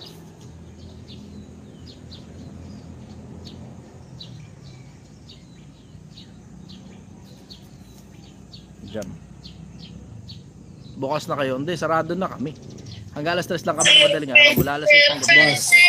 Brother, good morning. Mike David, thank you. Gusto ko lang tanong sa about kung ano yung mga books na nakapagpa-improve sa'yo. Ganito, yung mga books na nakapagpa-improve sa akin, walang kinalaman yun sa mga books na magpapa-improve sa'yo. Kung ano yung topic na paborito mo, dun mo birahan, dun mo simulan. Kasi kahit ano pa sabihin ko sa yung libro, kung di naman yun yung interest mo, ano pakinabang nun? Doon ka muna sa kung ano yung top 10 o top 5, kahit top 5 lang. Pili ka ng subject, kung ano yung top 5 na libro na dun nakafocus sa subject na yon. Google mo na lang. Yun ngayon yung bilhin mo. Mura lang sa Shopee yan. Mahilig akong bumili ng libro sa Shopee. Puta, libro sa Shopee, ranging lang 100 pesos, 300 pesos average eh. Mahal na sa 400 eh. Overpriced na sa 500. Sa madalas na pagkakataon, ano lang yan? Kadalasan kung hindi 100, 300 pesos. Mura lang mga libro sa Shopee, brother. Bali may re-recommend mo na books. Ikaw nga yung pipili, depende sa subject mo. Kahit ano pa sabihin ko sa yung libro, kung hindi mo rin naman gusto yun, sabihin ko sa'yo, Biblia, babasahin mo ba? Sabihin ko sa'yo, Quran, babasahin mo ba? Yes. Kasi ayun, Muslim yun ako. yung top 2. Yung top 2. Yeah, congratulations, nabigyan na kita. Pero ako, suggestion ko sa'yo, yung mga paborito mong subject, bakit? Kasi kahit anong ganda ng libro, pag hindi yan ang paborito mong subject, mabuburingan ka dyan, brother. Diretso mabuburingan ka talaga dyan. Hindi na ba, isipin mo yung magbabasa kang Biblia, nang pasimulan, nilikha ng Diyos ang langit at ang lupa, ang mundo ay walang anyo at walang laman. Babasahin mo ngayon yun, tapos ang interest mo pala tungkol sa pera. Diba? Mabuburingan ka sa history ng mundo. Kung ang interest mo pera. Gets mo yun? Bali Muslim ka, brother, or balik Islam ka agad? Hindi. Hindi pa. Hindi pa? Bali, nag-aaral pa lang. Nag-aaral pa lang. Pero bali sa mo is kasama na yun sa mga Muslim na yung pinag-aaralan mo. Nag-aaral ako Quran yan. Kasi ang alam ko lang tungkol sa Quran dati, lahat ng kasiraan ng Quran eh. Doon. Yun yung alam ko. Siyempre, alam mo na, pagka nasa Metro Manila ka, ang majority ng mga religion makakasalunga mo rito, may kinalaman sa Kristyanismo, di ba? Siyempre, pagka-Kristyanismo, pagka-Kristiyano ka usap mo, tapos may konting alam sa Quran, kadalasan yung alam niya, puro kasiraan lang ng Quran. Yun ang natutunan ko. Tama yung brother. Yun ang natutunan ko. Pero karamihan sa, yung hindi nila alam na, hindi nila alam yung about sa Quran is parang minamasama nila, di ba? Lahat naman ng kalaban masama. Lagi naman ganun, lahat ng kalaban masama. Siyempre, di ba? Ako naman, I would tumatanda na rin kasi ako eh. Yung konsepto na gusto kong matutunan yung Quran dun sa mata naman ng isang curious na tao na hindi masama ang mata tungkol sa Quran. Tama? Siyempre, tumatanda na ako eh, 'di ba? Alam mo yung sawa ka na sa sawa ka na sa mga bagay na dati mo nang natutunan eh. Anong tungkol sa Muslim? Suicide bomber. Ano pa? Si Muhammad nag-asawa ng 9 anyos, pedophile. Mga matututunan mo eh. Siyempre, maiba naman. Gusto ko matutunan naman yung Quran doon sa perspective naman ng yung nagsusuri naman at hindi masama ang mata. Ganun. Yun ang gusto ko matutunan ngayon. Napaka-interested yan, brother. Sobrang interested sa yan. Bale, hindi basihan yung pera. Kasi sa ngayon kasi nandun ako sa puntong parang gusto kong may patunayan sa lahat ng mga kamag-anak ko. Pero nandun tayo sa puntong kailangan is yung pagdadaanan natin is hindi siya yung tipong makaapak ng tao. Ganun. Doon tayo sa tanong mo, brother. Anong tanong mo? Ang pinakatanong ko lang is yung pinakatanong ko lang sa yun nga yung nakapagpabago sa yon ng mindset na maganda yung tanong mo tungkol sa mindset. Magbabago pananaw mo sa buhay pag nabasa mo yung dalawang libro na yun eh. Biblia at yung Quran. libro, yung Quran lang talaga yung nakapagpabago sa ng mindset. Umpisa muna ako sa Biblia. Doon muna ako magsisimula sa Biblia. Kasi sa mahabang panahon kasi Biblia talaga binabasa ko na halos nakabisado ko na nga yung mga talatang paborito ko eh. Yung mga talatang pruweba ko, katibayan ko ng mga bagay na ipinaglalaban ko ng mga panahong lumalaban pa ako ng debate. Nakabisado. Ay, lumalaban ka na pala yung debate. Matagal na, brother. Matagal na. Hindi mo pa yan napapanood yung ibang debate Sorry, ko. Nasa sorry, YouTube yung pero- ibang debate ko. Nasa YouTube yung ibang. Tignan mo nilang Chichester debates. Nasa YouTube yung ibang debate ko. Hindi naman lahat, pero nasa YouTube yung iba. Yan, tignan mo na lang. Pero yun na nalaman mo, yung about sa religion kung tawagin, no? Religion ba yun? Tawagin. Yung Masasabi mong hindi masama na natutunan mo yung gantong I will say in general, inaaral ko na lang. Tsaka na ako magsasabi ng masama o hindi. Kasi sa mahabang panahon, alam mo yung syempre yung conditioning sa'yo, di ba? Kadalasan niya nasa geographical location mo eh. Kung saan ka nandun, yung religion na nakakapamarali dun, yun ngayon yung pinaniniwalaan mong tama. Ano ba, Metro Manila ka, ang Greater Metro Manila, Katoliko marami, di ba? So syempre, maniniwala ka, Katoliko, totoo. Yeah, tapos eventually, paglipas sa ilang panahon, makakasalunga ka na iba't iba pang religion. Yun, yung tanong yan, dating daan, yung yung Iglesia ni Cristo, Born Again, Baptist, Mormons, at marami pang iba pang mga religion under the umbrella of Christianism. O pagka nabuhay ka naman sa Middle East, ang general majority ng mga nasa Middle East Islam. Pag nabuhay ka naman sa Nepal, Buddhism, o China, ganun Buddhism. Nabuhay ka halimbawa sa sa India, Hinduism, diba? Minsan depende rin sa kung saan ka tsumambang nabuhay eh. Ako, gusto ko munang, hindi naman masyadong malawak ang mundo eh. Oo, sige. Alam mo yung konsepto na konti lang naman yung mga pinakasikat na religion sa buong mundo eh. Di pa naman naabot ka ng 100 dyan eh. Yung mga pinakasikat lang na religion sa buong mundo. Hindi ka pa naman naabot ng 100 dyan, konti lang yan eh. When I say konti, as in, lahatin mo na, under na umbrella ng Christianismo yung Iglesia ni Cristo, Born Again, Baptist, Mormons, etc. Dating daan. Magkakasama yan, under Christianismo. De pag-aralan mo na yung mismong libro.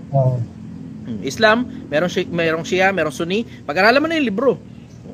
Tapos Vedas, di ba? O, pag-aralan mo na. Yung mga libro na mismo, dumiretso ka na. Sobrang konti lang ng mga libro na yan. Wala pa namang 100 yung mga libro ng mga sikat na religion eh. Wala pa 100. So, alam mo yun? Pero sa lahat, isahin mo na lang lahat yun.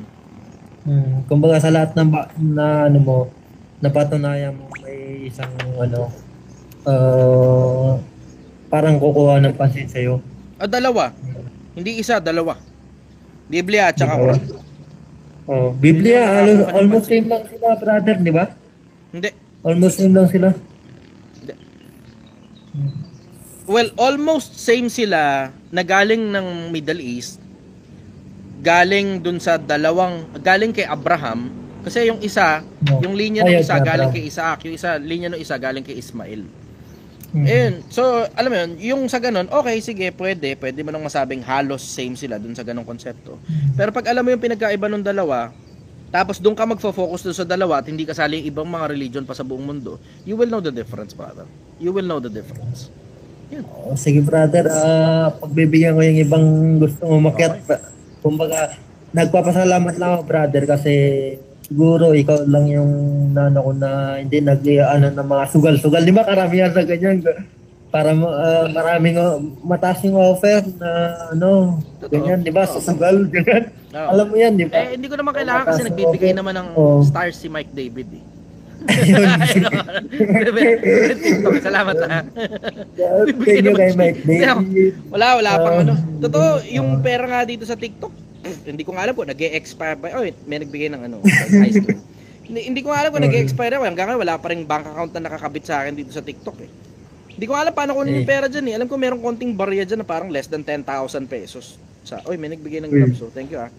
Pero hindi ko pa rin alam kung paano kinukuha yung pera dyan kasi hindi naman talaga pera ang dahilan kung bakit ako nagtsatsaga mag-live sa TikTok at saka sa YouTube. Yun nga yung gusto ko eh.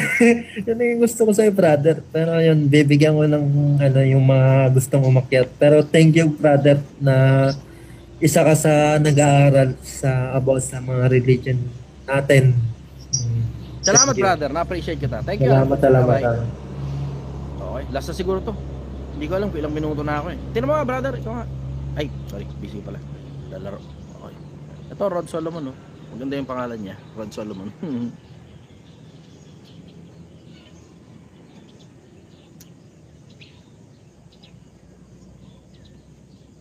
Sir. Brother, good morning. Narinig ba ako? Oh, yes, malakas. Yes, good morning po, Idol. Ay, nakapasok din ako. Alright, lang ako na-amaze talaga ako sa'yo. Ang galing mo talaga. Yes, Salamat, brother. Doon tayo sa tanong mo. Yata. Pagsilbihan kita, ano tanong mo? Yes. Ang galing mo talaga at ang bilis ng pagsalita mo. Alright. Idol, magbati lang talaga ako sa'yo ng saludo talaga sa ginagawa mo at tuloy mo lang yan. Salamat. Always watching. Thank you very much, brother. From Davao del Sur, marami ka ditong mga fans from Davao del Sur. Magkikita-kita tayo. Yun lang, Idol. Yun lang. Pinot ko lang yung isang ano kasi. No problem, brother. Thank you. Bye-bye.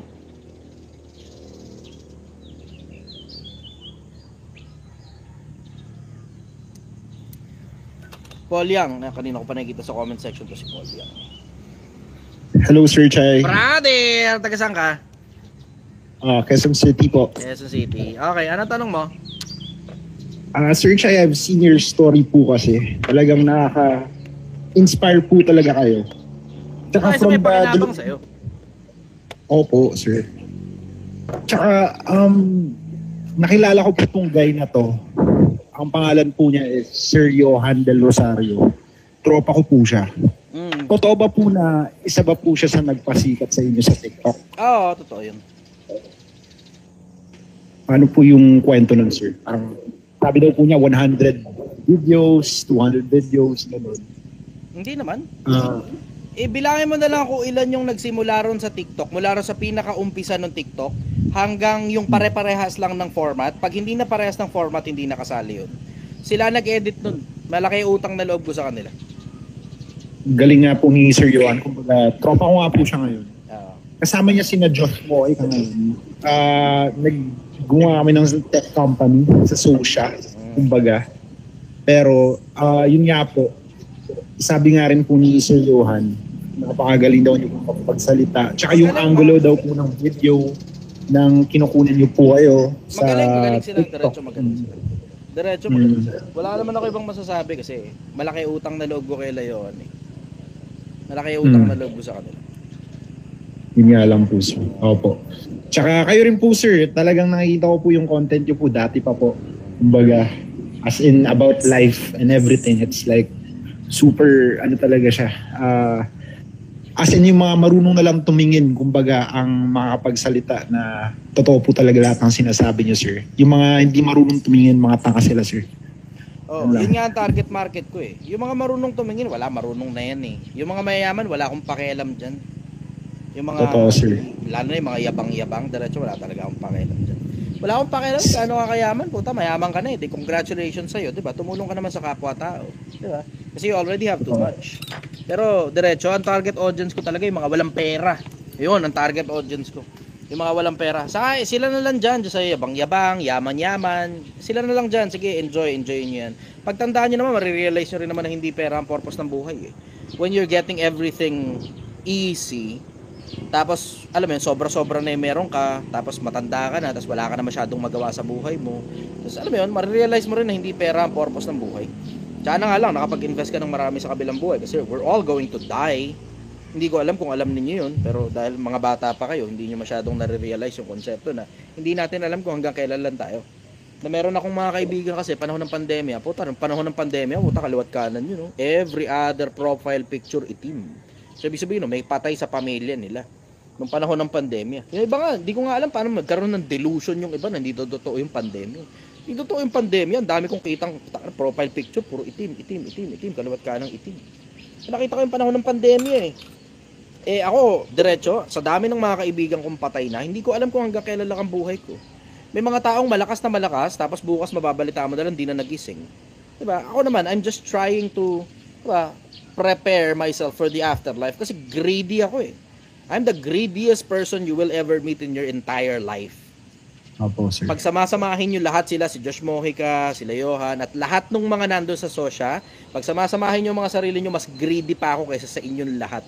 Gusto ko, mayaman ako rito sa buhay na to, mayaman din ako sa kabila. Yung iba, hanggang dito lang yung yaman nila eh. Hanggang dito lang eh. Renta ng sports car, renta ng yate, o bili ng helicopter, Okay, clap. Congratulations. Maging bilyonaryo ka rito sa buhay na to, tapos nakalimutan mo ang Diyos. Ang bottom line yan, ang pinaka-trouble niya, mas madali pang makapasok sa butas ng karayom ang isang kamelyo kaysa isang mayaman makapasok sa kaharian ng langit. Tignan mo, kung hindi mo napapansin, karamihan ng mga taong mayayaman, karamihan sa kanila, naglulumagak din sa kayabangan. Karamihan ng mga mayayaman tao naglulumagak sa kayabangan.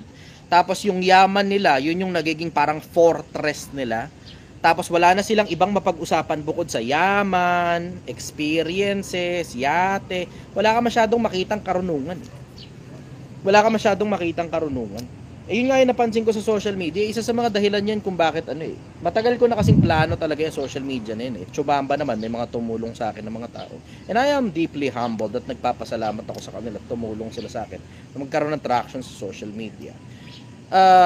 Ang napansin ko sa social media in general, diretso, ako personal nasusuya na ako sa mga napapakinggan ko sa social media. Kasi diretso, yung mga pinagsasabi nila sa social media, lalo na yung mga nagpapanggap ng mga mayayaman sa social media, ng mga tad-tad naman ng talaga ng utang. Puta, narinig ko na sa networking yan Paulit-ulit, narinig ko na sa networking yung yayaman, magkaka-sports car, kwentuhan tobacco, kwentuhang sports car, kwentuhang yate, helicopter, travel. Narinig ko na ng maraming ulit yan sa mga networking Nakakasuya na yan. Tapos wala naman akong ibang bagong marinig Yun yung dahilan kung bakit kung bakit gusto kong lumitaw sa social media. Kasi tangina, nakakasuya na talaga, diretso. Wala ka halos mapakinggan sa Pilipinas na parang katulad nila Tony Robbins, Gary Vaynerchuk, Stephen Hawking, anong tawag dito, Jordan Peterson. Wala ka masyadong sense na marinig Puro ang karamihan ang majority na naririnig ko sa social media, diretso puro basic. Wala yung talagang pantabaan talaga ng utak na putang ina, oo nga putang ina mo. Yung bagay na, alam mo yung pag narinig mo, in a snap, yung buong buhay mo magfa-flash before your eyes, tapos mapapakinabangan mo yung bagay na narinig mo na yun, na isang beses mo lang narinig, tapos tatatak na sa utak mo yun, nagmamamatay ka. Wala na masyadong ganun Wala na masyadong magagaling na public speaker sa Pilipinas na ang idinidiscuss nila yung mga totoong bagay ng buhay. Hindi naman ganun kakomplikado yumaman Paano ba yumaman? Magtayo ka sosya. Diba? May problema mga tao, ikaw yung maging solusyon. Babayaran ka nila. Pag dumami ngayon yung mga taong lumalapit sa'yo na may problema, tas ikaw ngayon yung solusyon, pabayad ka lang ng mahal na halaga, automatic mayaman ka na kagad. Hindi ganun kakomplikado yumaman, brother. Hindi ganun kahirap yumaman. Alam mo ang mahirap? Maging mabuting tao. Sa paningin ng Diyos, hindi lang sa paningin ng mga tao. Tanginang hirap niyan, brad, diretsahan. Alam nila Johan ang history ko. Si Raulo ako, puta. Sigurado imposibleng di napapagkwentuhan niya sa social. Sabi nga niya po. Si Raulo ako, putang ina. Maniwala ka sa akin, combined ninyo, lahat kayo, hindi nyo nagawa lahat ng mga kagaguhang nagawa ko sa buhay ko. Ako pinakasiraulong tao na nakilala niyang grupo na yan kahit kailan. Ako yung pinakasiraulong tao. Ngayon, sa akin, na-realize ko madaling maging gago. Madali rin kumita ng pera sa kagaguhan. Kaululan, madaling kumita ng pera. Panloloko ng kapwa, gawain tiba-tiba Madaling kumita ng pera sa kagaguhan. Pero ang isa sa mga pinaka na-realize ko, kasi matanda na ako I'm 35 years old 35 anyos na ako. Para sa inyo, matanda na ako. Pero once you reach my age, hindi pala. Parehas lang pala ng pakiramdam yung putang ng 18 anyos at saka 35 anyos. Parehas lang ng pakiramdam. So, isa sa mga bagay na na-realize ko sa pagkakaroon ng maraming taon sa buhay ko, mas challenging para sa akin ngayon yung konsepto na nagpipilit akong maging mabuting tao. Tangina, brad, puta. Sabog talaga utak ko. Yung alam mo yung madaling, puta, ang daling gumawa ng pera sa kagaguhan. Diretsahan lang, napakadaling gumawa ng pera sa kagaguhan. Puta, kung alam mo lang, tanong mo kay Johan, alam nila yan. Apakadaling gumawa ng pera sa kagaguhan. Sobrang daling gumawa ng pera sa kagaguhan. Straight out, apakadali niyan. Pero ang pinakamahirap, ito challenge talaga. Ang pinakamahirap na parte, yung putang inang maging straight ka. Nung tinigil ko lang yung Yossi, putang ina, hirap na hirap ako, naglalaway ako. Yossi pa lang yun ha. Para pa lahat ng iba pang kagaguhang ginagawa ko sa buhay ko minsan panahon. Diba? Yossi pa lang yun ha. Isipin mo, siraulong tao ako, brad. Napakahirap sa akin magbagong buhay. Mas madaling maging gago, kabisado ko mundo ng illegal. Yung magkabilang mundo, yung legal at saka yung illegal, naiintindihan ko. Pwede mong sabihin, hindi naman na lahat ng detalye, alam mo, Chester. Sige, pwede mong sabihin, hindi lahat ng detalye, alam ko, pero naiintindihan ko yung magkabilang mundo ng legal at saka illegal. You don't know jack shit of what I know, and you don't know jack shit of what I've done throughout my life. Ako, pinakasiraulong taong makikilala ninyo sa buong buhay ninyo. Kasi kayo, mga mabubuting tao kayo. Si Johan, si Josh, Moika, mga mabubuting tao yung mga yan. Nakilala ko behind the scenes yan. Matitinong tao yung mga yan. Ako, pinakasiraulong tao na kilala ko personal. Diretso. Ako yung pinakasiraulong taong kilala ko personal. Diretso, isa sa pinakamalalaking bagay na natutunan ko, tangina, madaling maging gago. Pero ang hirap maging matinong tao, brad. Tangina, brad, yun talaga yung totoong challenge. Yun ang putang ina, rockstar ka talaga pag nagawa mo, na ace mo yun, na pagiging mabuting tao. Gaano kahirap maging mabuting tao? Pag may ginagawa kang kagaguhan, hindi ka na mabuting tao. Tangina, ang hirap, brad. Oo, kahit kapraso lang yan. Hindi ka na mabuting tao pag may ginagawa kang kagaguhan, kahit kapraso. Madaling kumita ng pera sa illegal. Sobrang daling kumita ng pera. As long as you don't fucking die, you don't end up in the hospital, you don't end up in prison, ang daling kumita ng pera sa illegal. Napakadaling kumita ng pera sa illegal. Puta, daang milyon ang pinag-uusapan sa ibang mga tao. Pero, diretso, mas payapa ang isip mo kapag malinis yung hanap buhay mo. Ngayon, isa sa pinakamalalaking bagay na natutunan ko. Kasi, tsaka Sir Chai, kung may papahinggan ako, kung si Josh or si Johan yung papahinggan ko, mas papahinggan ko kayo, Sir Chai, kasi mas may experience kayo sa buhay. Uy, gago. Kumbaga mga yan, mga na nag-uumpisa pa lang yung mga yan eh. Baka matanggal ka sa sosya, hayop ka. No offense, pero Josh, mabait kang tao talaga. Tropa talaga kita, bro. Mabuti yan si Josh, mabait. Pero, mabait yan. Johan, pag nakikinig ka or nandito ka sa live, si Kuya Chai mo, nagsasalita, sobrang lupet talaga. Buti, yung sa akin kasi purely, naiintindihan ko sila dun sa konsepto na, dahil syempre bata pa, diba? They're trying to prove something to themselves and to the society, diba? Naiintindihan ko yung konseptong gumagawa pa sila ng maraming pera. Eventually, they will arrive to the same conclusion as I have. Na pag mas marami ang pera mo, mas masakit sa ulo, brother. Diretso. Pagka mas marami ang pera mo, mas masakit sa ulo. You can do so much. Oo. Nga lang, ang problema mo nga lang kasi habang dumadami ang pera mo, dumadami rin ang kagaguhan mo. Bakit? Kasi you have access diba? Meron nga access sa mga masisikip na pepe, gano'n. Makikipot na bewang, malalaki suso, diba? May access ka sa ganun, may access ka sa, alam mo yun, travel, may access ka sa kayabangan, may access ka sa mga sports car, may access ka sa mga mansion, sa mga magagandang swimming pool, sa mga yate, sa mga helicopter, at sa maraming iba't iba pang bagay na kalokohan ng buhay na ito at kasama na rin sa kayabangan ng buhay na ito. Alam mo, masarap kasi talaga yung kayabangan, diretso. I have enjoyed it. Nag-enjoy din ako sa kayabangan minsan pa na. Sometime in the past. Pero matanda na kasi ako. And I think I am going to die anytime soon. Yung mararamdaman mo yun You know you're going to die anytime soon. And I would want to leave not a legacy. Pero ang gusto kong maiwan, yung konsepto na nakapagpaalala ako minsang panahon sa mga kapwa ko tao, hindi na importante kung bata ka o matanda ka, ng yung paalalang yung memento mori, kung tawagin nila ito. Remember, you must die. Maalala mong kailangan mo ring mamatay. Kailangan magkaroon ng magandang ending yung istorya ng buhay mo, at hindi basta ka na lang kumita ng marami, nagyabang, tapos isang araw di ka na nagising, tsamba. Baka matsambahan ako ng ganun, brother, mahirap natatakot ako sa kinabukasan ko dahil siraulong tao talaga ako Alam mo, ngayon mga dami nagtatanong sa akin ng definition ko ng success. Ang definition ko ng success, hindi katulad ng success dito mga putang mga bobo. Money, power, fame, yun ang success sa kanila Hindi ka nag-iisip You have an eternity in front of you and you have an eternity behind you. Ang mundo ginawa 4.5 billion years ago na mula na nag-exist ang mundo. Ang universe, sabi ng Hubble Space Telescope, somewhere around parang 13.5 billion years old na.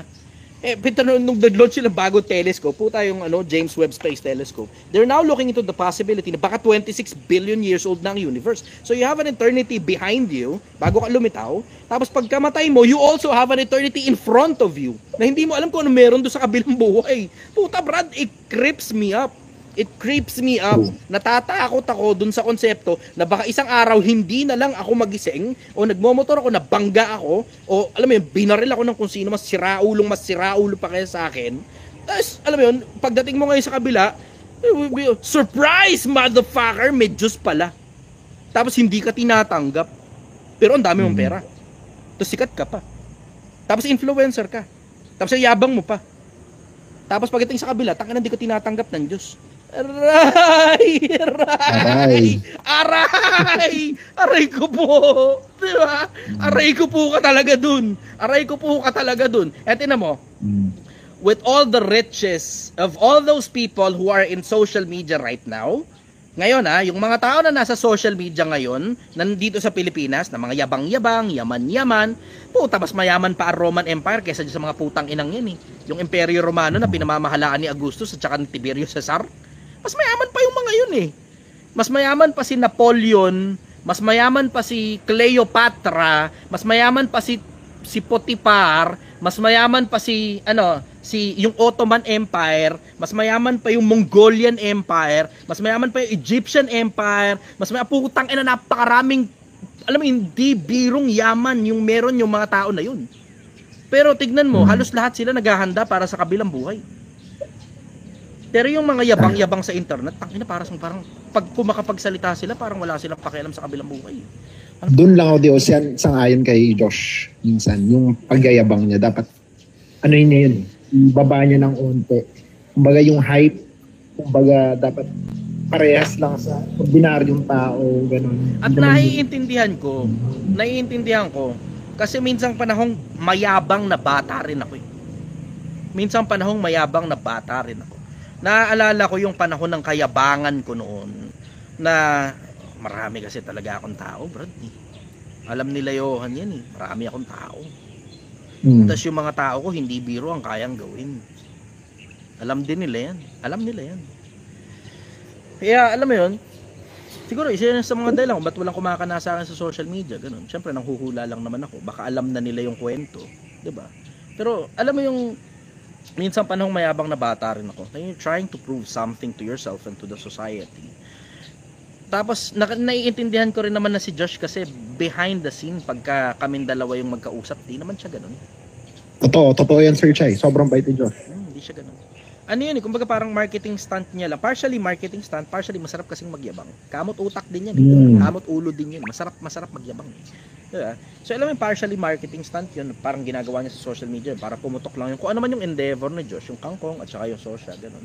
Naintindihan ko yun, marketing stunt. Naintindihan ko rin yung pakiramdam ng yabang kasi masarap talaga yun. Naintindihan ko yun. Pero alam mo yung deep down, excited akong tumanda pa ng konti si Josh at saka si Johan para ma-realize nila yung mga bagay na ako rin mismo hindi ko inakala na makakarating ako sa ganung mga conclusion ko sa buhay.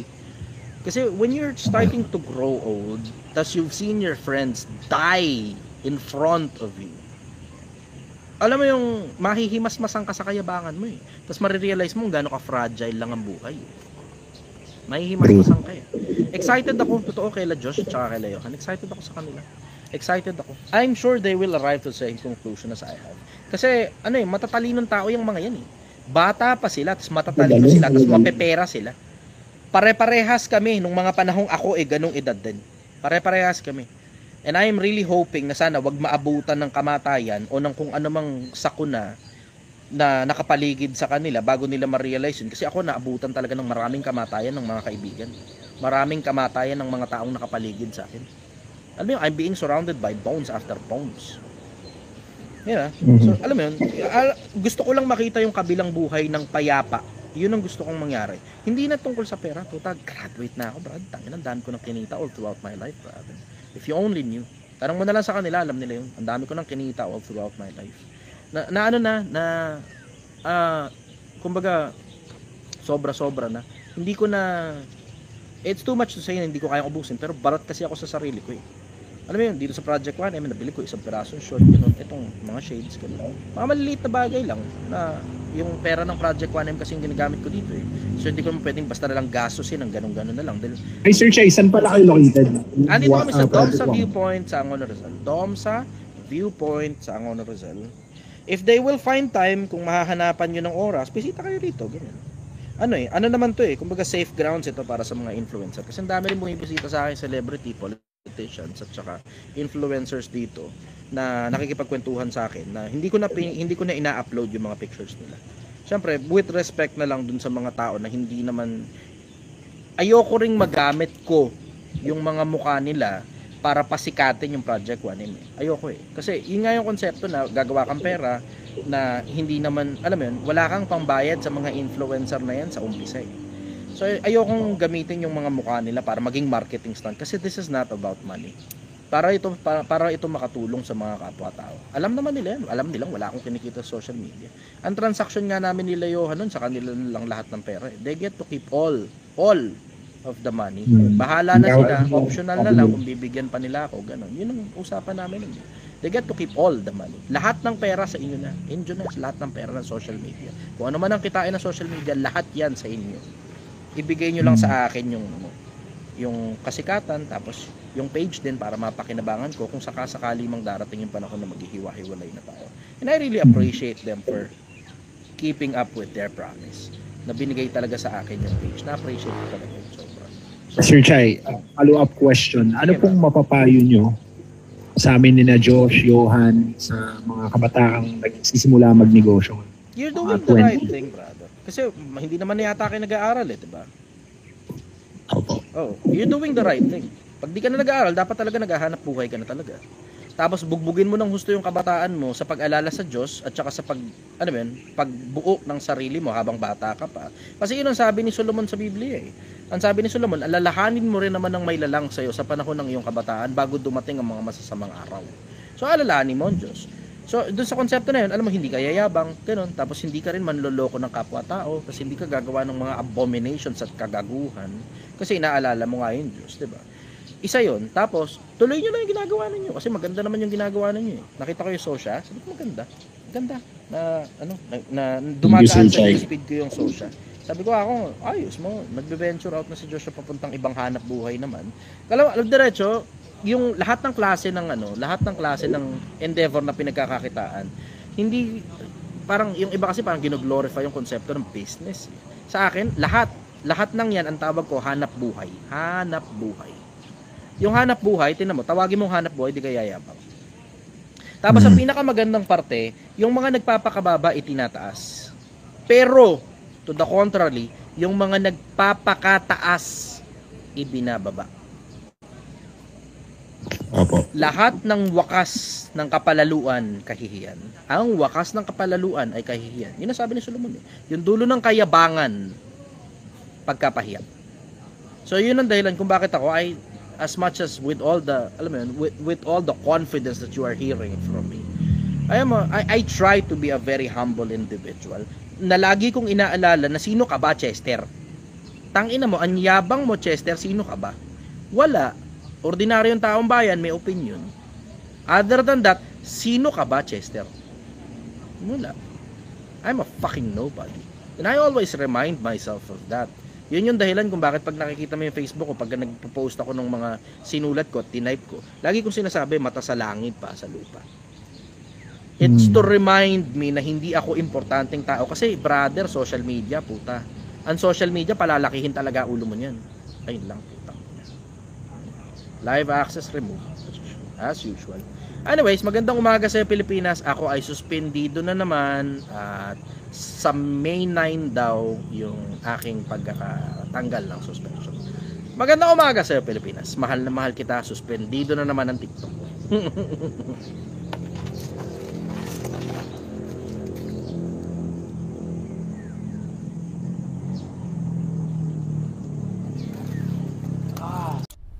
Hindi mo kailangan ibigay yung pera mo sa kung sino mang ng Poncio Pilato na sinasabing payayamanin ka niya.